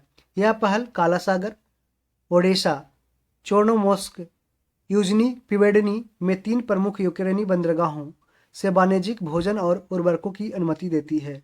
यह सौदा 120 दिनों की अवधि के लिए हस्ताक्षरित किया गया था, जिसमें रूस है जो पीछे हट गया। राष्ट्रीय बहुआयामी गरीबी सूचकांक यानी कि multi dimensional poverty index MPI के लिए नोडल एजेंसी नीति आयोग ने हाल ही में राष्ट्रीय एमपीआई का दूसरा संस्करण जारी किया। कौन सा एडिशन है? सेकंड है 2.0। यह रिपोर्ट राष्ट्रीय पारिवारिक स्वास्थ्य सर्वेक्षण 2019-21 के आधार पर तैयार किया गया। आयाम इसके रहे स्वास्थ्य, शिक्षा, जीवन स्तर यानी कि हेल्थ, एजुकेशन और लाइफ स्टैंडर्ड। गरीबी की कुल संख्या अनुपात में भारी गिरावट दर्ज की गई 2015-16 में। यह 24.85 2015-16 में 24.85% गरीबी रेखा में था, जो अब 2019 से 21 में 14.96% हो गई है। कितना? 14.96%।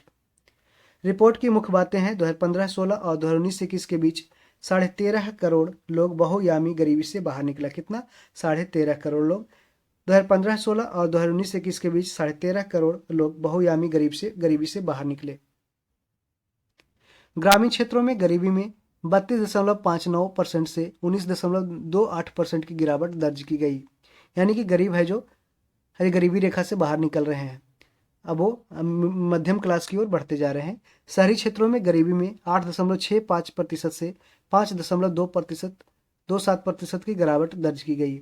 2015-16 से 2019-21 के बीच गरीबी की तीव्रता 47% से घटकर 44% हो गई है। पॉवर्टी इंटेंसिटी कितना हो गई है? 44%। एमपीआई मूल्य में सुधार 2015-16 में 0.177 से 2019-20 में 0.066 रह गया।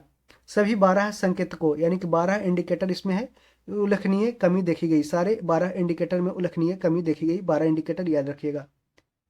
राज्य का प्रदर्शन देख लेते हैं। Performance of states in multi dimensional poverty index by NITI Aayog. बहुआयामी गरीबी वाली जनसंख्या का उच्चतम हिस्सा है जो बिहार में है। बिहार पहला स्थान सबसे ज़्यादा गरीबी में, दूसरा स्थान झारखंड का, तीसरा स्थान यूपी का, चौथा मेघालय और पांचवा मध्य प्रदेश का आता है। बिहार झारखंड याद रखें, UP Bihar Jharkhand UP, serial से याद कीजिए, बिहार से झारखंड, झारखंड से यूपी, मेघालय और मध्य प्रदेश सारे गरीब। बहुआयामी गरीबों के अनुपात में सबसे तेज कमी लाया गया है यूपी में। सबसे तेज बहुआयामी गरीबों के अनुपात में सबसे तेज कमी लाया गया यूपी में, फिर दूसरा बिहार, तीसरा स्थान एमपी में और चौथा उड़ीसा और पांचवा राजस्थान का आता है। तो रेशियो में जिस अनुपात में सबसे तेज कमी लाया गया यूपी में, फिर बिहार में, एमपी में, ओडिशा में, राजस्थान में। केरल की हिस्सेदारी इसमें सबसे कम है। बिहार में पूर्ण अवधि में एमपीआई मूल्य में सबसे तेज कमी दिखी गई। बिहार में पूर्ण अवधि एक अवधि में एमपीआई मूल्य में सबसे तेज कमी दिखी गई। कहाँ पे? बिहार में। अब हम देखते हैं उत्पादन से जुड़े प्रोत्साहन यानी कि प्रोडक्शन लिंक्ड इंसेंटिव योजना 2.0।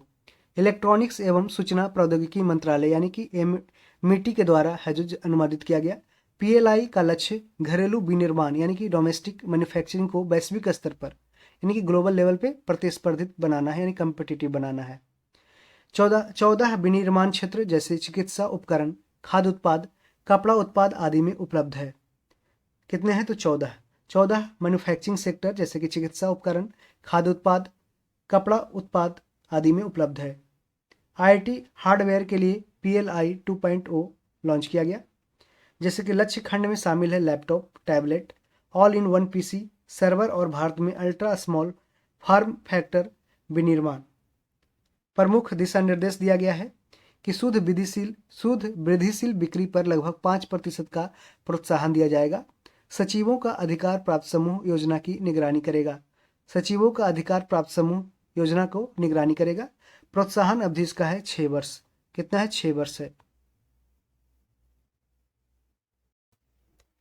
ई अपशिष्ट प्रबंधन संशोधन नियम 2023 यानी कि E waste management amendment act amendment rules 2023 पर्यावरण, वन और जलवायु परिवर्तन मंत्रालय ने ई अपशिष्ट प्रबंधन नियम 2022 को अधिसूचित किया है। यह नियम 1 अप्रैल 2023 से लागू हुआ है। सभी निर्माताओं, उत्पादकों, रिफर्निशर्स और रिसाइकलर्स को सीपीसीबी यानी कि सेंट्रल पॉल्यूशन कंट्रोल बोर्ड द्वारा विकसित पोर्टल पर पंजीकरण करना होगा, रजिस्टर करना होगा। ईपीआर यानी कि एक्सटेंडेड पॉल्यूशन रिपोर्ट प्रमाण पत्र का निर्माण और लेन देन की पीढ़ियों एवं लेन देन के लिए प्रावधान पेश किया गया है। कार्यान्वयन की निगरानी के लिए संचालन समिति का गठन किया गया जाएगा। इन संशोधन के तहत सोलर पैनल और cell solar photovoltaic cell panel में कैडमियम और सीसा तथा चिकित्सीय उपकरणों में प्रयोग होने वाले सीसा को छूट प्रदान किया गया है।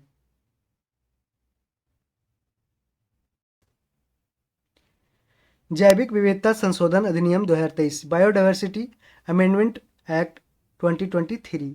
यह अधिनियम भारत को जैविक विविधता यानी कि बायोडायवर्सिटी के संयुक्त राष्ट्र सम्मेलन 1992 के उद्देश्यों को पूरा करने में मदद करने के लिए लागू किया गया था। जैविक विविधता पर कन्वेंशन यानी कि CBD convention on biological diversity एक अंतर्राष्ट्रीय स्तर पर कानूनी रूप से बाध्यकारी बहुपक्षीय संधि है, यानी कि बाइंडिंग है, याद रखें। उद्देश्य है इसका जैव विविधता का संरक्षण करना यानी बायोडाइवर्सिटी का कंजर्वेशन करना, इसके घटकों का सतत उपयोग करना। ठीक है। आनुवांशिक संसाधनों से उत्पन्न होने वाले लाभों का, देखिए सीबीडी का मुख्य कार्य क्या है, उद्देश्य क्या है। कन्वेंशन ऑन बायोलॉजिकल डाइवर्सिटी का उद्देश्य है कि आनुवांशिक संसाधनों से उत्पन्न होने वाले लाभों का उचित और न्याय संगत बंटवारा होना चाहिए। जो भी आनुवांशिक संसाधन से उत्पन्न होगा प्रॉफिट, उसका उचित और न्याय संगत बंटवारा होगा उसके सदस्यों के बीच। भारत 6G अलायंस दूरसंचार विभाग यानी कि टेलीकम्युनिकेशन डिपार्टमेंट द्वारा लॉन्च किया गया भारत 6G अलायंस। उद्देश्य इसका है कि 2030 तक भारत के लिए एक शक्तिशाली बल गुणक के रूप में कार्य करने के लिए 6G टेक्नोलॉजी को तैनात करना। यह एक सहयोगी मंच है जिसमें सार्वजनिक और निजी कंपनियां, शिक्षाविद, अनुसंधान संस्थान और मानक विकास संगठन शामिल है। दूरसंचार प्रौद्योगिकी विकास निधि के तहत परियोजनाओं के लिए समझौते पर हस्ताक्षर किए गए।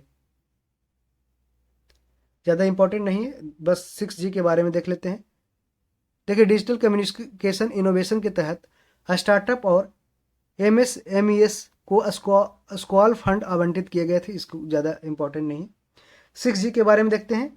फ्रीक्वेंसी इसका क्या रहेगा, उप 6 गीगाहर्ट्ज और 95 गीगाहर्ट्ज से 3 टेराहर्ट्ज इसका फ्रीक्वेंसी रहेगा। तो 6 गीगाहर्ट्ज से लेकर 3 टेराहर्ट्ज तक इसका है जो फ्रीक्वेंसी रहेगा। स्पीड क्या रहेगा, 1000 GBps यानी कि गीगाबाइट पर सेकंड रहेगा, 1000 GBps स्पीड रहेगा। विलंबता यानी कि जो नॉर्मलसी रेट रहेगा वो 1 मिली सेकंड रहेगा, 1 मिली सेकंड। वन्य जीव संरक्षण संशोधन अधिनियम 2022 wild life protection amendment act 2022। वन्य जीव संरक्षण अधिनियम 1972 वाइल्ड लाइफ प्रोटेक्शन एक्ट 1972 को 2022 में संशोधन किया गया। यह अधिनियम अप्रैल 2023 से लागू हुआ है। वन्य जीवों और वनस्पतियों की लुप्तप्राय प्रजातियों के अंतर्राष्ट्रीय व्यापार पर अभिसमय यानी कि साइट्स, ठीक है, के प्रावधानों को लागू करने के लिए नया अध्याय 5B जोड़ा गया है। वन्य जीवों और वनस्पतियों की लुप्तप्राय प्रजातियों के अंतर्राष्ट्रीय व्यापार पर अभिसमय साइट्स के प्रावधानों को लागू करने के लिए नया अध्याय क्या जोड़ा गया, 5B जोड़ा गया। सामान्य उल्लंघन के लिए जुर्मानों की अधिकतम राशि है जो 25,000 रुपये से बढ़ाकर 1 लाख रुपया तथा विशेष रूप से संरक्षित जीवों के लिए न्यूनतम जुर्माना 1 लाख रुपये से बढ़ाकर 10,000 रुपये से बढ़ाकर 25,000 रुपये तक कर दिया गया है। कैप्टिव जीवों या वन उत्पादों को सौंपने के लिए नई धारा 42A जोड़ा गया है। अनुसूची 1 में कठोर सुरक्षा दिया गया। जो विषय आते हैं जैसे कि जो पेड़ और जो जीव आते हैं या वन उत्पाद आते हैं अनुसूची 1 में, उसको कठोर सुरक्षा प्रदान की गई। अनुसूची 2 को उच्च सुरक्षा और अनुसूची 3 और 4 में आने वाले को लुप्तप्राय प्रजातियों के लिए नहीं है। अनुसूची 5 में वे जानवर जिनका शिकार किया जा सकता है, अनुसूची 5 में आता है, कई बार पूछा गया क्वेश्चन है।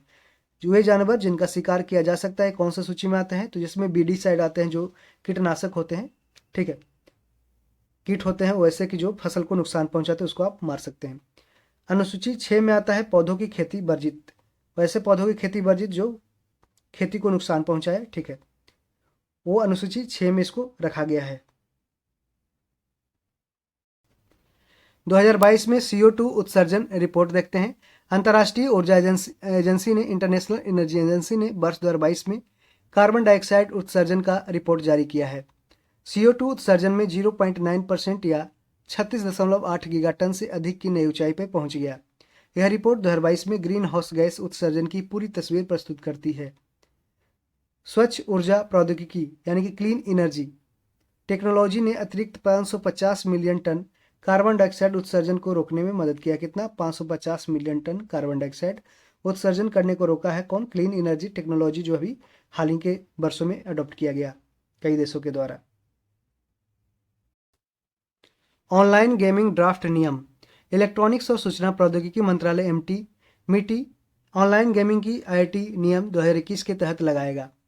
कौन सा? IIT नियम जो इंफॉर्मेशन टेक्नोलॉजी नियम 2021 के तहत ये लगाएगा। ऑनलाइन गेमिंग ड्राफ्ट नियम बनाया है। प्रस्ताव है कि एक त्रिस्तरीय विवाद समाधान तंत्र प्रस्तावित किया गया। सत्यापन यानी कि KYC के लिए अपने ग्राहक मानदंडों को जानना अनिवार्य है।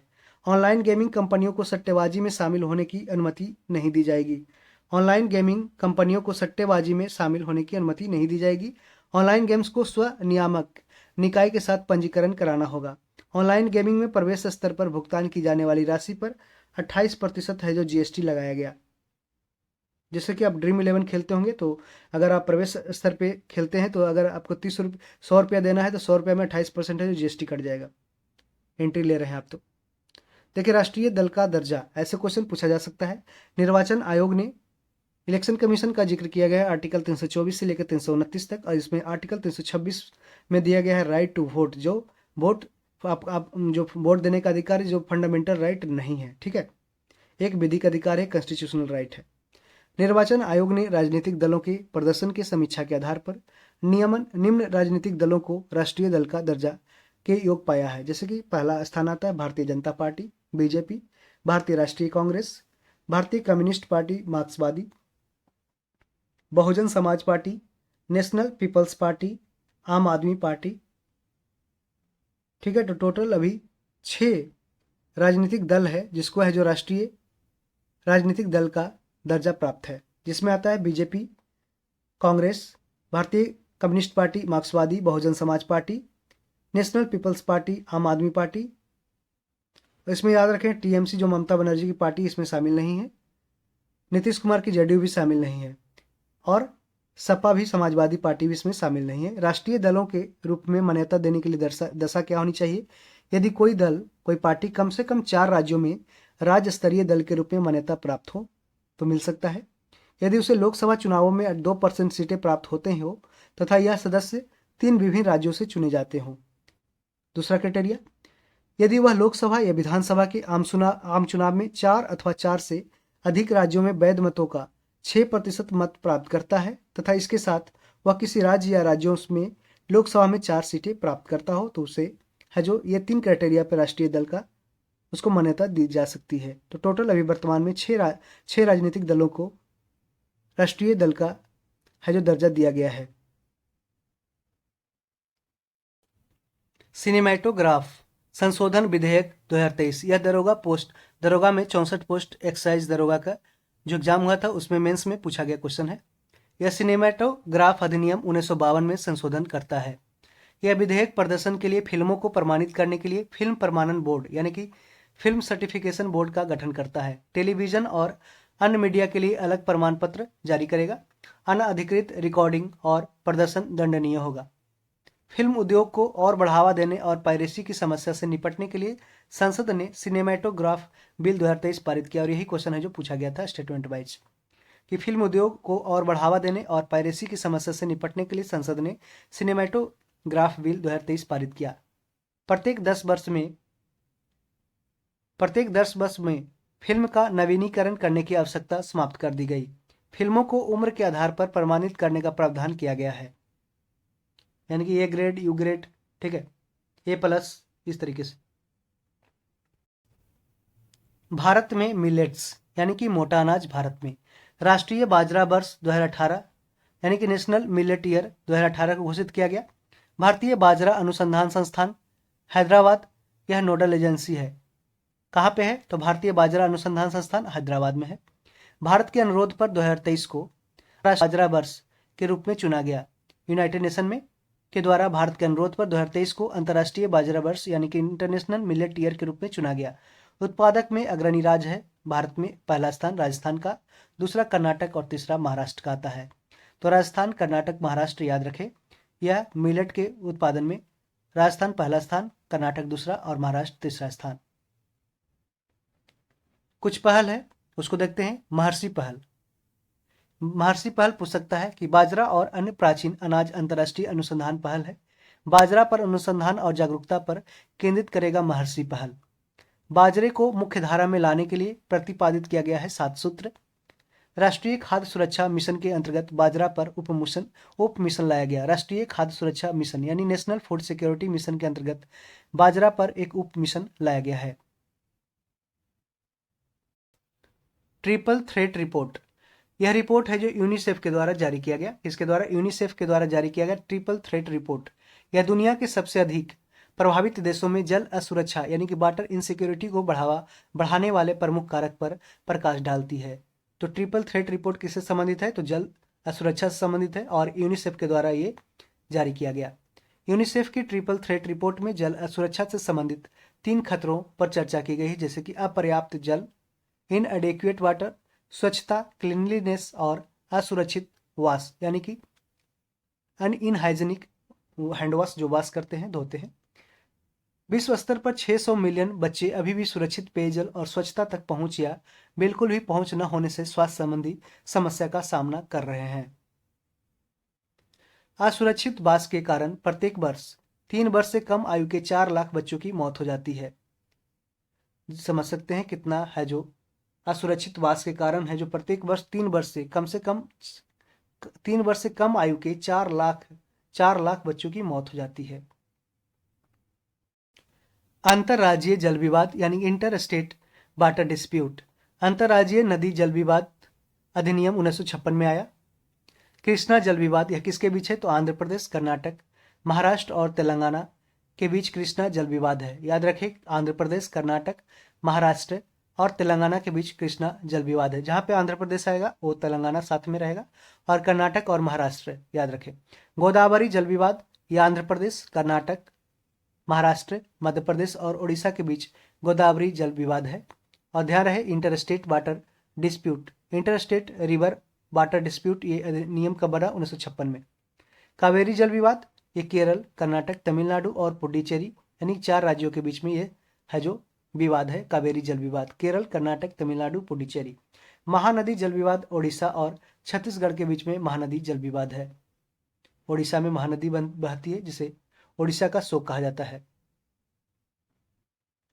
नदी बोर्ड अधिनियम 1956 आया था। नदी बोर्ड अधिनियम 1956 भारत सरकार को अंतर्राज्यीय नदियों और नदी घाटियों के लिए बोर्ड स्थापित करने का अधिकार दिया गया। प्रविष्टि 17 यानी कि राज्य सूची और प्रविष्टि 56 जो संघ सूची में था, जल संसाधनों पर विधायी प्राधिकरण को परिभाषित करता है। अंतर्राज्यीय नदी जल विवाद संशोधन विधेयक में एकल अस्थायी न्यायाधिकरण स्थापित किए जाने का प्रस्ताव दिया गया। ट्रिब्यूनल स्थापित करने का प्रस्ताव दिया गया। अनुच्छेद 262(2) ऐसे किसी भी विवाद होने के संबंध में न तो सर्वोच्च न्यायालय और न ही किसी अन्य न्यायालय के अधिकार क्षेत्र का प्रयोग करना है। अनुच्छेद 262(2) ऐसे किसी भी विवाद के संबंध में न तो सर्वोच्च न्यायालय और न ही किसी अन्य न्यायालय को अधिकार क्षेत्र का प्रयोग करना है। इंटरस्टेट रिवर वाटर डिस्प्यूट में अनुच्छेद 262(2) में ऐसा लिखा गया है। दिल्ली राष्ट्रीय राजधानी राज्य क्षेत्र शासन संशोधन अध्यादेश 2023 सर्वोच्च न्यायालय ने अपने फैसले में अनुच्छेद 239 AA का हवाला देते हुए कहा कि सार्वजनिक व्यवस्था, पब्लिक ऑर्डर, पुलिस और भूमि लैंड को छोड़कर राष्ट्रीय राजधानी क्षेत्र दिल्ली में प्रशासनिक सेवाओं पर दिल्ली सरकार का विधायी और कार्यकारी नियंत्रण होगी। राज्य क्षेत्र शासन संशोधन अध्यादेश 2023 के माध्यम से उपरोक्त फैसले के प्रभाव को समाप्त कर दिया गया। संसद ने राष्ट्रीय राजधानी राज्य क्षेत्र यानी कि नेशनल कैपिटल रीजन संशोधन विधेयक 2023 पारित किया संसद ने। इसके द्वारा राष्ट्रीय राजधानी सिविल सेवा प्राधिकरण का गठन किया गया। राष्ट्रीय राजधानी सिविल सेवा प्राधिकरण का गठन किया गया। अनुच्छेद 239 ए को 69वें संवैधानिक संशोधन अधिनियम 1991 द्वारा संविधान में शामिल किया गया था। अनुच्छेद 239 ए को 69वें संवैधानिक संशोधन अधिनियम 1991 द्वारा संविधान में शामिल किया गया था। फेम 2, फेम का फुल फॉर्म क्या होता है देख लेते हैं। Faster adoption of manufacturing of electric vehicles, जो इलेक्ट्रिक व्हीकल्स को प्रमोट करने के लिए है जो फेम योजना लाई गई। नेशनल इलेक्ट्रिक मोबिलिटी मिशन योजना का एक हिस्सा है। यह नेशनल इलेक्ट्रिक मोबिलिटी मिशन योजना का हिस्सा है फेम 2। इसका उद्देश्य है कि सब्सिडी प्रदान कर इलेक्ट्रिक वाहनों, इलेक्ट्रिक व्हीकल्स को प्रोत्साहित करना है। फेम इंडिया योजना 2 चरण में संचालित होती है। पहला चरण फेम का, इसका पहला चरण है 2015 से 2019 तक कार्यशील रहा। दूसरा चरण 2019 से लेकर मार्च 2022 तक जारी रहा। इसे मार्च 2024 तक जारी रखने का निर्णय लिया गया है। फेम चरण 2, इसको याद रखें, मार्च 2024 तक फेम चरण 2 रहेगा। पहला 2015 से 19 तक। उद्देश्य इसका है 2030 तक 30% से अधिक इलेक्ट्रिक व्हीकल्स कार्बन उत्सर्जन में कमी कर वायु प्रदूषण को कम करेगा। इलेक्ट्रिक चार्जिंग बुनियादी ढांचा स्थापित करना। इसमें 10 lakh 2 wheeler, 5 lakh 3 wheeler, 55,000 4 wheeler, 7,000 ई बस को समर्थन देने की योजना बनाई गई है। राष्ट्रीय quantum mission, national quantum mission, केंद्रीय मंत्रिमंडल ने 6,003 करोड़ रुपए की कुल लागत के साथ वर्ष 2023-24 से 2030-31 तक के लिए इस मिशन को मंजूरी दिया है। राष्ट्रीय क्वांटम मिशन, इसकी नोडल एजेंसी रहेगी विज्ञान और प्रौद्योगिकी विभाग, यानी कि department of science and technology. Mission का उद्देश्य रहेगा क्वांटम प्रौद्योगिकी को विकास को बढ़ावा देना, यानी कि क्वांटम टेक्नोलॉजी को है जो और बढ़ाना है। सटीक समय के लिए परमाणु प्रणालियों और परमाणु घड़ियों में उच्च संवेदनशीलता वाले मैग्नेटोमीटर है जो विकसित करना। दवा डिजाइन, अंतरिक्ष, बैंकिंग, सुरक्षा, स्वास्थ्य, वित्त, ऊर्जा आदि में है जो क्वांटम टेक्नोलॉजी का उपयोग किया जाएगा। पंचायत विकास सूचकांक, यानी कि पंचायत डेवलपमेंट इंडेक्स, इसे पंचायती राज मंत्रालय ने जारी किया है। यह एक समग्र सूचकांक है जो सतत विकास लक्ष्यों, यानी कि सस्टेनेबल डेवलपमेंट गोल के स्थानीयकरण को प्राप्त करने में पंचायतों के प्रदर्शन को मापता है। एसडीजी यानी सस्टेनेबल डेवलपमेंट गोल के स्थानीयकरण से संबंधित विषय गरीबी मुक्त और उन्नत आजीविका, स्वस्थ गांव, बाल सुलभ गांव, जल पर्याप्त गांव, स्वच्छ और हरित गांव, आत्मनिर्भर बुनियादी ढांचा, सामाजिक रूप से न्याय संगत और सुरक्षित गांव, सुशासन तथा महिला अनुकूल गांव शामिल है। स्कोर के आधार पर पंचायत को 4 श्रेणियों में बांटा गया है। पहला है 75 से 90%, दूसरा है 60 से 75%, तीसरा ऑप्शन सी 40% से 60% और डी ग्रुप में बांटा गया है 40% से कम, यानी कि स्कोर के आधार पर पंचायतों को 4 श्रेणी में बांटा गया है। देखते हैं lithium ion battery. Lithium ion battery Jammu Kashmir के रियासी जिले में 5.9 मिलियन टन लिथियम भंडार की खोज की गई। कहाँ पे? जम्मू कश्मीर के रियासी जिले में लगभग 6 मिलियन टन लिथियम भंडार की खोज की गई। विविध अनुप्रयोगों में इसकी उपयोगिता के कारण इसे सफेद सोना यानी कि व्हाइट गोल्ड कहा जाता है। जैसे कि लिथियम आयन बैटरी पवन टरबाइन, सौर पैनल, इलेक्ट्रिक वाहनों में, सेलफोन में, कंप्यूटर में इत्यादि में इसका यूज होता है लिथियम का। हाल ही में लिथियम आयन बैटरी के सह निर्माता और नोबेल पुरस्कार विजेता 2019 के बनिस्टर गुडेनईफ का 100 वर्ष की आयु में निधन हो गया। बनिस्टर गुडेनईफ जो लिथियम आयन बैटरी के सह निर्माता थे और नोबेल पुरस्कार विजेता थे 2019 के, बनिस्टर गुडेनईफ, उनका 100 वर्ष की आयु में निधन हो गया। समान कैथोड सामग्रियों में lithium cobalt oxide, lithium LiCO2, lithium cobalt oxide, lithium manganese oxide और लिथियम आयरन फॉस्फेट शामिल है। समान कैथोड सामग्रियों में lithium cobalt oxide, lithium manganese oxide, lithium iron phosphate शामिल है। काफी कंट्रोवर्शियल टॉपिक, एक राष्ट्र एक चुनाव, वन नेशन वन इलेक्शन।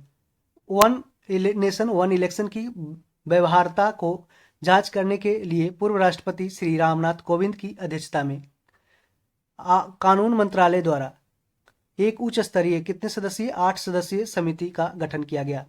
इसके अध्यक्ष कौन है? तो राष्ट्रपति, पूर्व राष्ट्रपति रामनाथ कोविंद रहेंगे। इसमें 8 सदस्य समिति बनाया जाएगा। वन नेशन वन इलेक्शन की व्यवहार्यता को जांच करेगा। अन्य सदस्य हैं सुभाष कश्यप हैं, वकील हरीश साल्वे, अमित शाह, गुलाम नबी आजाद, एन.के. सिंह, संजय कोठारी और अधीर रंजन चौधरी रहेंगे। इन्होंने इसे शामिल करने का विरोध किया है, अधीर रंजन चौधरी ने। ये कांग्रेस के लोकसभा के नेता हैं, अधीर रंजन चौधरी। कार्यान्वयन वन नेशन वन इलेक्शन के लिए आवश्यक परिवर्तन दिया गया है। अनुच्छेद 83 में संसद के सदनों की अवधि, अनुच्छेद 83 में दिया गया है संसद के सदनों की अवधि। देखिए, जो अगर वन नेशन वन इलेक्शन अगर कार्यान्वित होगा तो कहाँ कहाँ पे परिवर्तन हो सकता है। तो अनुच्छेद 83 में जो संसद के सदनों की अवधि दिया गया है। 85 में राष्ट्रपति द्वारा लोकसभा का विघटन। 172 में राज्य विधानमंडल की अवधि। 356 में संवैधानिक आपातकाल यानी कि कॉन्स्टिट्यूशनल इमरजेंसी। लोक प्रतिनिधित्व अधिनियम यानी कि representation of people act, RPA 1951 अधिनियम के कई प्रावधान इसमें दिया गया है उसको, जैसे कि विधि आयोग की 170वीं रिपोर्ट और 255वीं report one nation one election के पक्ष में थी। विधि आयोग की 170वीं और 255वीं report one nation one election के पक्ष में था। ठीक है, इसको याद रखें। कौन सा? 170 और 255 लॉ कमीशन की रिपोर्ट। तो इस तरीके से आर्टिकल याद रखें कि 83, 85 और 172। 83, 85 याद रखें तो जाहिर सी बात है कि एक बार तो इमरजेंसी, कॉन्स्टिट्यूशनल इमरजेंसी यानी कि स्टेट इमरजेंसी तो लगाना ही पड़ेगा। ठीक है, 83, 85, 172 तब है जो खेल के नियम है को बराबर करके है जो फिर से है जो सारे स्टेट में एक बार इलेक्शन और पूरे कंट्री में एक ही इलेक्शन लोकसभा का होगा। फ्रेंड्स, हम 1 जनवरी 2023 से 7 फरवरी 2024 तक करंट अफेयर्स एडिटोरिया वार्षिकी 2024 में दिया गया उसको हम एक साल का न्यूज में जो टॉपिक रहा उसको हम देख रहे हैं। यह डिस्क्रिप्शन वाइज दिया गया है। उम्मीद करते हैं यह वीडियो आपको काफ़ी फायदा पहुंचा रहा होगा, आपके कंसेप्ट को क्लियर कर रहा होगा। और बहुत सारे क्वेश्चंस है जो इस तरीके से सब्सिडियरी क्वेश्चन बनाए जाते हैं वो आपके एग्जाम में देखने को मिलेंगे। तो आप इसके लिए तैयार रहें अभी से। इस वीडियो को ज़्यादा से ज़्यादा लोगों में शेयर करें ताकि और भी भाई लोग है जो इसका फ़ायदा उठा सके। राष्ट्रीय विदेश नीति 2023, नेशनल फॉरेन पॉलिसी 2023, वाणिज्य और उद्योग मंत्रालय ने 1 अप्रैल 2023 को राष्ट्रीय विदेश नीति 2023 लॉन्च किया है। 2030 तक वस्तुओं और सेवाओं के निर्यात के लिए $2 ट्रिलियन का लक्ष्य रखा है। 2030 तक वस्तुओं और सेवाओं के निर्यात के लिए $2 ट्रिलियन का लक्ष्य रखा है और यह 4 स्तंभ पे आधारित है। छूट के लिए प्रोत्साहन करना, सहयोग के माध्यम से निर्यात को बढ़ावा देना, व्यापार करने में आसानी रहेगा, उभरते क्षेत्रों पर ध्यान केंद्रित करेगा। विशेष एकमुश्त माफी योजना का शुभारंभ किया गया। ई कॉमर्स एक्सपोर्ट को सुविधा प्रदान करना, जिलों से निर्यात को बढ़ावा देना, निर्यात फर्म को स्टार स्टेटस से सम्मानित करना। निर्यात उत्कृष्टता के 4 नए शहर फरीदाबाद, मिर्जापुर, मुरादाबाद और वाराणसी बनाए जाएंगे। तो जो एक्सपोर्ट एक्सेलेंस सेंटर बनाए जाएंगे 4 शहर फरीदाबाद, मिर्जापुर, मुरादाबाद और वाराणसी में। न्यूनतम समर्थन मूल्य यानी कि मिनिमम सपोर्ट प्राइस एमएसपी सबसे पहले 1966-67 में केंद्र सरकार के द्वारा पेश किया गया था एमएसपी। बुआई की शुरुआत में कृषि लागत और मूल आयोग यानी कि central commission for agriculture cost and prices CSCP याद रखें, ऑप्शन में दे सकता है, कई बार पूछा गया है। बुआई की शुरुआत में कृषि लागत और मूल आयोग सीएससीपी की सिफारिशों पर आर्थिक मामलों की कैबिनेट समिति यानी कि cabinet committee on economic affairs द्वारा एमएसपी का वाणिज्यीकरण किया गया, कमर्शियलाइजेशन किया गया। 22 अनिवार्य फसलों के लिए एमएसपी और गन्ने के लिए उचित मूल्य यानी कि एफआरपी दिया जाता है गन्ने के लिए और एमएसपी दिया जाता है ये अनिवार्य फसलों के। टोटल 22 + 1 23 को है जो 22 को एमएसपी और 1 गन्ना को एफआरपी दिया जाता है। फेयर रेम्यूनरेटिव प्राइसेस, कुछ फसलों के लिए एमएसपी दिया गया है, उसको देखते हैं। जैसे कि डिक्लेयर किया गया है धान के लिए है कि 2183 क्विंटल रखा गया है। 2183 रुपये क्विंटल है जो धान के फसल को भारत में रखा गया है। और जो भी किसान को अगर 2183 रुपये मार्केट में 1 क्विंटल का नहीं मिल रहा है तो उसको है जो सरकार है जिसको वहन करेगा वो सरकार को डायरेक्ट है जो बेच सकता है। ठीक है, कपास पे है 6620 रखा गया, 6620 रुपये क्विंटल रखा गया कपास का।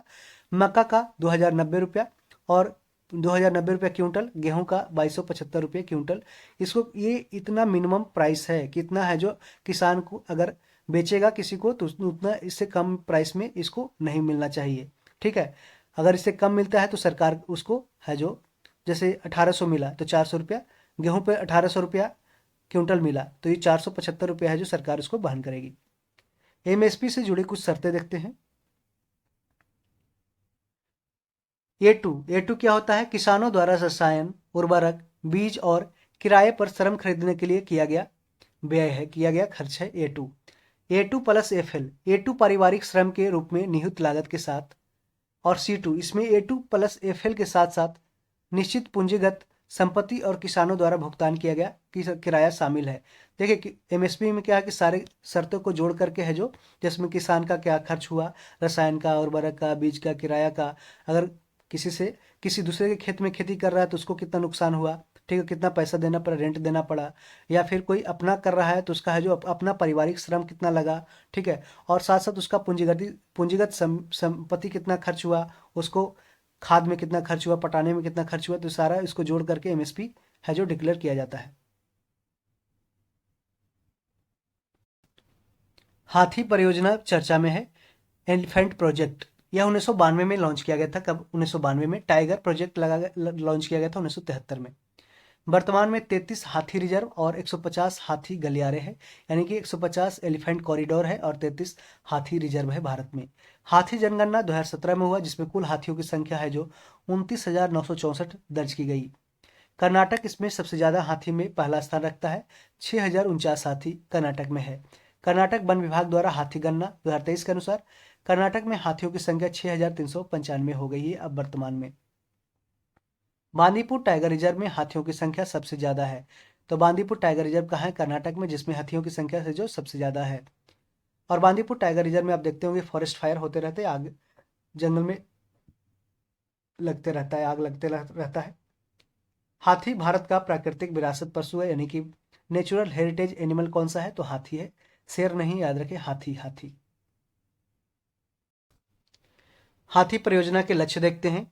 हाथियों, उनके आवासों और प्रवास मार्गों की सुरक्षा करना, कैद में हाथी का कल्याण करना, उसका देखरेख करना, पशु मानव संघर्ष यानी कि एनिमल ह्यूमन जो स्ट्रगल होता है उसकी समस्याओं का समाधान करना। भारतीय हाथी का वैज्ञानिक नाम क्या है? तो एलिफस मैक्सिमस इंडिया है, एलिफस मैक्सिमस इंडिया। आईयूसीएन की जो international union for conservation of nature, इसमें रेड लिस्ट जो होता है, लाल सूची जारी किया जाता है, उसमें संकटग्रस्त इसमें आता है, संकटग्रस्त की श्रेणी में हाथी आता है। और साइट्स के जो उसमें परिशिष्ट शेड्यूल 2 में आता है, साइट्स में शेड्यूल 2 में, और इसमें संकटग्रस्त में आईयूसीएन में आता है। वन्य जीव संरक्षण अधिनियम 1972 में अनुसूची 1 में इसको शामिल किया गया है। वाइल्ड लाइफ प्रोटेक्शन एक्ट 1972 में अनुसूची 1 में शामिल किया गया है हाथी को। यूपीएससी का ये फेवरेट टॉपिक है। यहाँ से कौन सा वल्नरेबल है, कौन सा इंडेंजर्ड है, कौन सा शेड्यूल 1 में आता है, शेड्यूल 2 में आता है, कौन सा आईयूसीएन के रेड लिस्ट है, जो बहुत ही इंपॉर्टेंट है यूपीएससी के इन्वायरमेंट सेक्शन में। देखते हैं आयुष्मान भारत योजना। इसे प्रधानमंत्री जन आरोग्य योजना के रूप में भी जाना जाता है और 23 सितंबर 2018 को आयुष्मान भारत योजना लॉन्च किया गया। याद रखें, 23 सितंबर 2018 को लॉन्च किया गया आयुष्मान भारत योजना। इसकी विशेषता देख लेते हैं। प्रति परिवार कवरेज दिया गया है ₹5 लाख पर वर्ष। प्रति परिवार दिया गया, पर फैमिली दिया गया है, पर व्यक्ति नहीं दिया गया, ध्यान रखें। ₹5 लाख पर वर्ष दिया गया है, एक फैमिली पे खर्च करेगा ₹5 लाख पर वर्ष पर ईयर। अस्पताल में भर्ती होने से पहले है जो एक्सप्रेस कवरेज 3 दिन तक रहेगा, एक्सप्रेस कवरेज। अस्पताल में भर्ती होने के बाद के खर्च का कवरेज रहेगा 15 दिनों तक, और कुल परिवार 10 करोड़ प्लस इसमें शामिल हो गया है। फंडिंग सामान्य राज्यों के लिए 60:40 के रेशियो में, जो नॉर्मल स्टेट होते हैं, और पूर्वोत्तर राज्यों के लिए, पूर्वोत्तर राज्य और हिमालय राज्यों के लिए 90:10। 90:10 का मतलब क्या हो कि 90% जितना खर्च होगा बजट का, उसका है जो सरकार है जो 90% खर्च करेगी, 10% है जो संबंधित राज्य खर्च करेगी। उसी तरह से 60% है जो सरकार, केंद्र सरकार खर्च करेगी, और 40% है जो राज्य सरकार के द्वारा उसमें खर्च वहन की जाएगी, ठीक है, उसके बजट से जाएगा। लाभार्थियों के लिए निवारक, प्रोत्साहन और उपचारात्मक स्वास्थ्य हस्तक्षेप को बढ़ावा देना है उसका उद्देश्य, और स्वास्थ्य देखभाल की गुणवत्ता और दक्षता बढ़ाने और सार्वभौमिक स्वास्थ्य देखभाल प्राप्त करने के लिए इसका उद्देश्य है। इस तरीके से आप देख सकते हैं कि ये मेंस का कुछ पॉइंट भी दिया गया है। इस तरीके से आप अगर बीपीएससी मेंस लिखेंगे आंसर, तो आपको जाहिर सी बात है कि इसमें आपका नंबर भी बढ़ेगा। अब हम जानते हैं एम एस स्वामीनाथन को हाल ही में भारत रत्न से भी नवाजा जाने की घोषणा की गई है। इनके साथ साथ लाल कृष्ण आडवाणी, कर्पूरी ठाकुर, एम एस स्वामीनाथन और चौधरी चरण सिंह और पीवी नरसिम्हा राव, 5 लोगों को 2024 में भारत रत्न देने की सिफारिश की गई है। 7 अगस्त 1925 को जन्म और 28 सितंबर 2023 को एम एस स्वामीनाथन की मृत्यु हो गई। 7 अगस्त 1925 को जन्म और 28 सितंबर 2023 को निधन हुआ एम एस स्वामीनाथन का। भारत में हरित क्रांति के जनक के रूप में एम एस स्वामीनाथन जाने जाते हैं। 1961 से 1972 तक भारतीय कृषि अनुसंधान संस्थान के ICR Indian council of agriculture research के डायरेक्टर रहे। 1961 से 1972 तक एम एस स्वामीनाथन। 1972 से 1979 तक भारतीय कृषि अनुसंधान परिषद के महानिदेशक रहे। भारतीय कृषि अनुसंधान परिषद के महानिदेशक के रूप में रहे 1972 से 1979। 1979 से 1980 तक कृषि मंत्रालय के प्रधान सचिव रहे, चीफ सेक्रेटरी रहे एग्रीकल्चर मिनिस्टर के। कौन? M S Swaminathan. 1979 से 1980। 1982 में अंतर्राष्ट्रीय चावल अनुसंधान संस्थान 1982 में अंतर्राष्ट्रीय चावल अनुसंधान संस्थान के महानिदेशक के रूप में नियुक्त किया गया। 2004 में राष्ट्रीय किसान आयोग के अध्यक्ष रहे। नेशनल फार्मर कमीशन के अध्यक्ष 2004 में रहे। 2007 से 2013 तक राज्यसभा में संसद सदस्य के रूप में कार्य किया। 2007 से 2013 तक अंतर्राष्ट्रीय स्तर पर सम्मान दिया गया। 1971 में रमन मैग्सेसे पुरस्कार है जो 1971 में दिया गया और इसे एशिया का नोबेल पुरस्कार कहा जाता है। सबसे पहले है जो 1957 में आचार्य विनोबा भावे को रेमन मैग्सेसे पुरस्कार दिया गया और पिछले कुछ वर्षों में रवीश कुमार को जो जर्नलिस्ट है उन्हें भी दिया गया है। आर कन्नन रवि को भी साइंटिस्ट को दिया गया। 1986 में अल्बर्ट आइंस्टीन विश्व विज्ञान पुरस्कार दिया गया। 1986 में अल्बर्ट आइंस्टीन विश्व विज्ञान पुरस्कार एम एस स्वामीनाथन को दिया गया। 1987 में प्रथम विश्व खाद्य पुरस्कार के विजेता रहे। प्रथम विश्व खाद्य पुरस्कार के विजेता कौन बने? तो ये एम एस स्वामीनाथन। और पहला बार जो विश्व खाद्य पुरस्कार दिया गया था कब? 1987 में। 1994 में यूएनईपी ससाकावा पर्यावरण पुरस्कार 1994 में दिया गया। United Nation environment programme Sasakawa पर्यावरण पुरस्कार।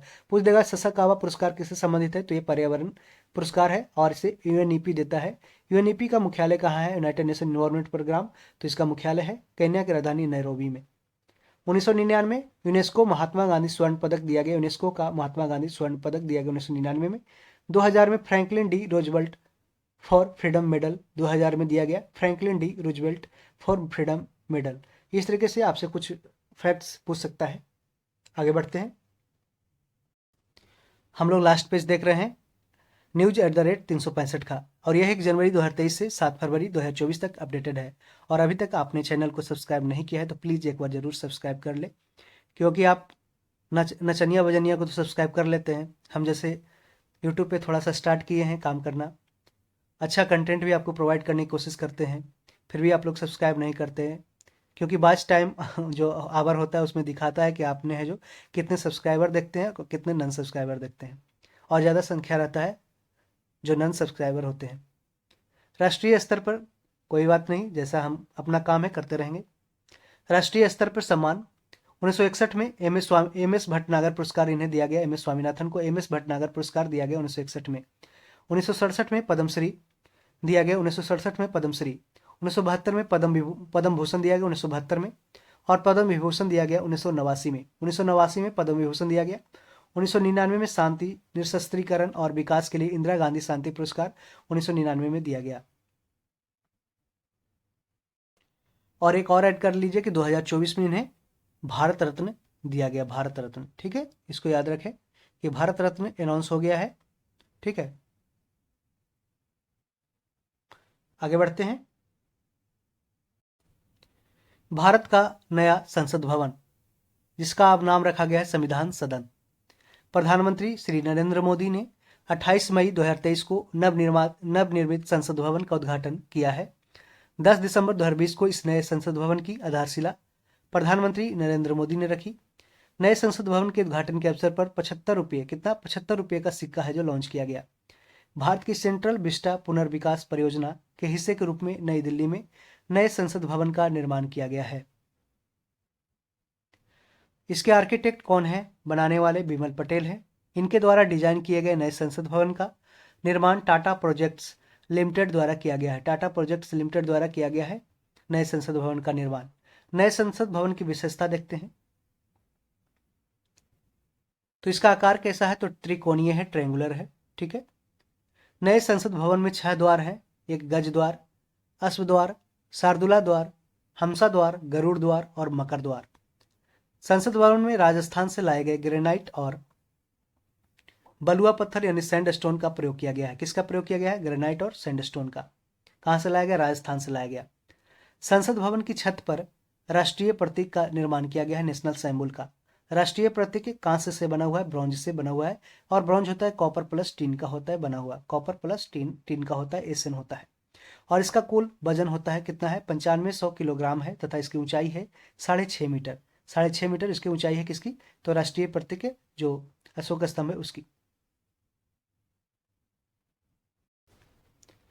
नए संसद भवन में लोकसभा कक्ष में 888 और राज्यसभा कक्ष में 384 प्रतिनिधियों के बैठने की व्यवस्था की गई और टोटल मिलाकर 1272 सीट हो गए हैं। और यह बीपीएससी टीचर एग्जाम में पूछा भी गया था। कितना सीट? 1272 सीट। 888 प्लस 384। प्रधानमंत्री नरेंद्र मोदी ने संसद में नंदी के साथ पवित्र सेंगोल की स्थापना किया। सेंगोल को हिंदी में राजदंड कहा जाता है, राजदंड। और इसका इस्तेमाल चोल साम्राज्य से होता आ रहा है। संगोल सत्ता हस्तांतरण की पहचान रहा है और तमिल संस्कृति की शान रहा है। यह राजदंड 5 फीट लंबा है और इसके शीर्ष पर नंदी बैल है जो न्याय का प्रतीक है, न्याय का प्रतीक है। लोकसभा का आंतरिक हिस्सा राष्ट्रीय पक्षी मोर पर आधारित है। देखिए, लोकसभा का जो आंतरिक हिस्सा है किसके राष्ट्रीय पक्षी मोर पर आधारित है, और वहीं राज्यसभा का आंतरिक हिस्सा है जो राष्ट्रीय फूल कमल पर आधारित है। संसद परिसर में राष्ट्रीय वृक्ष क्या है? तो बरगद है। राष्ट्रीय वृक्ष बरगद है, बरगद, याद रखें, बरगद। इस तरीके से हमने टोटल एडिटोरिया का 364 इस तरीके से दिया है @365 न्यूज़, उसको हमने कवर कर लिया और पूरे वीडियो को हमने कंप्लीट किया है। इसमें कहीं भी कोई भी पॉइंट नहीं छोड़े हैं। आपकी सहूलियत के लिए पूरा वीडियो बनाया गया है, तो इसे कृपया अपने दोस्तों में ज़रूर शेयर करें और वीडियो कैसा लगा ये अपने कमेंट में बताएं। कम से कम लाइक करके तो आप बता सकते हैं कि वीडियो कैसा लगा। एक लाइक दें ज़रूर और इसे दोस्तों में शेयर करें ज़रूर, और चैनल को सब्सक्राइब नहीं किए हैं तो अभी तक सब्सक्राइब कर ही लीजिए। ठीक है। और भी वीडियो प्लेलिस्ट में पड़ा रहेगा, डिस्क्रिप्शन में पड़ा है, उसको भी जाकर देख सकते हैं। ठीक है। Thank you, all the best.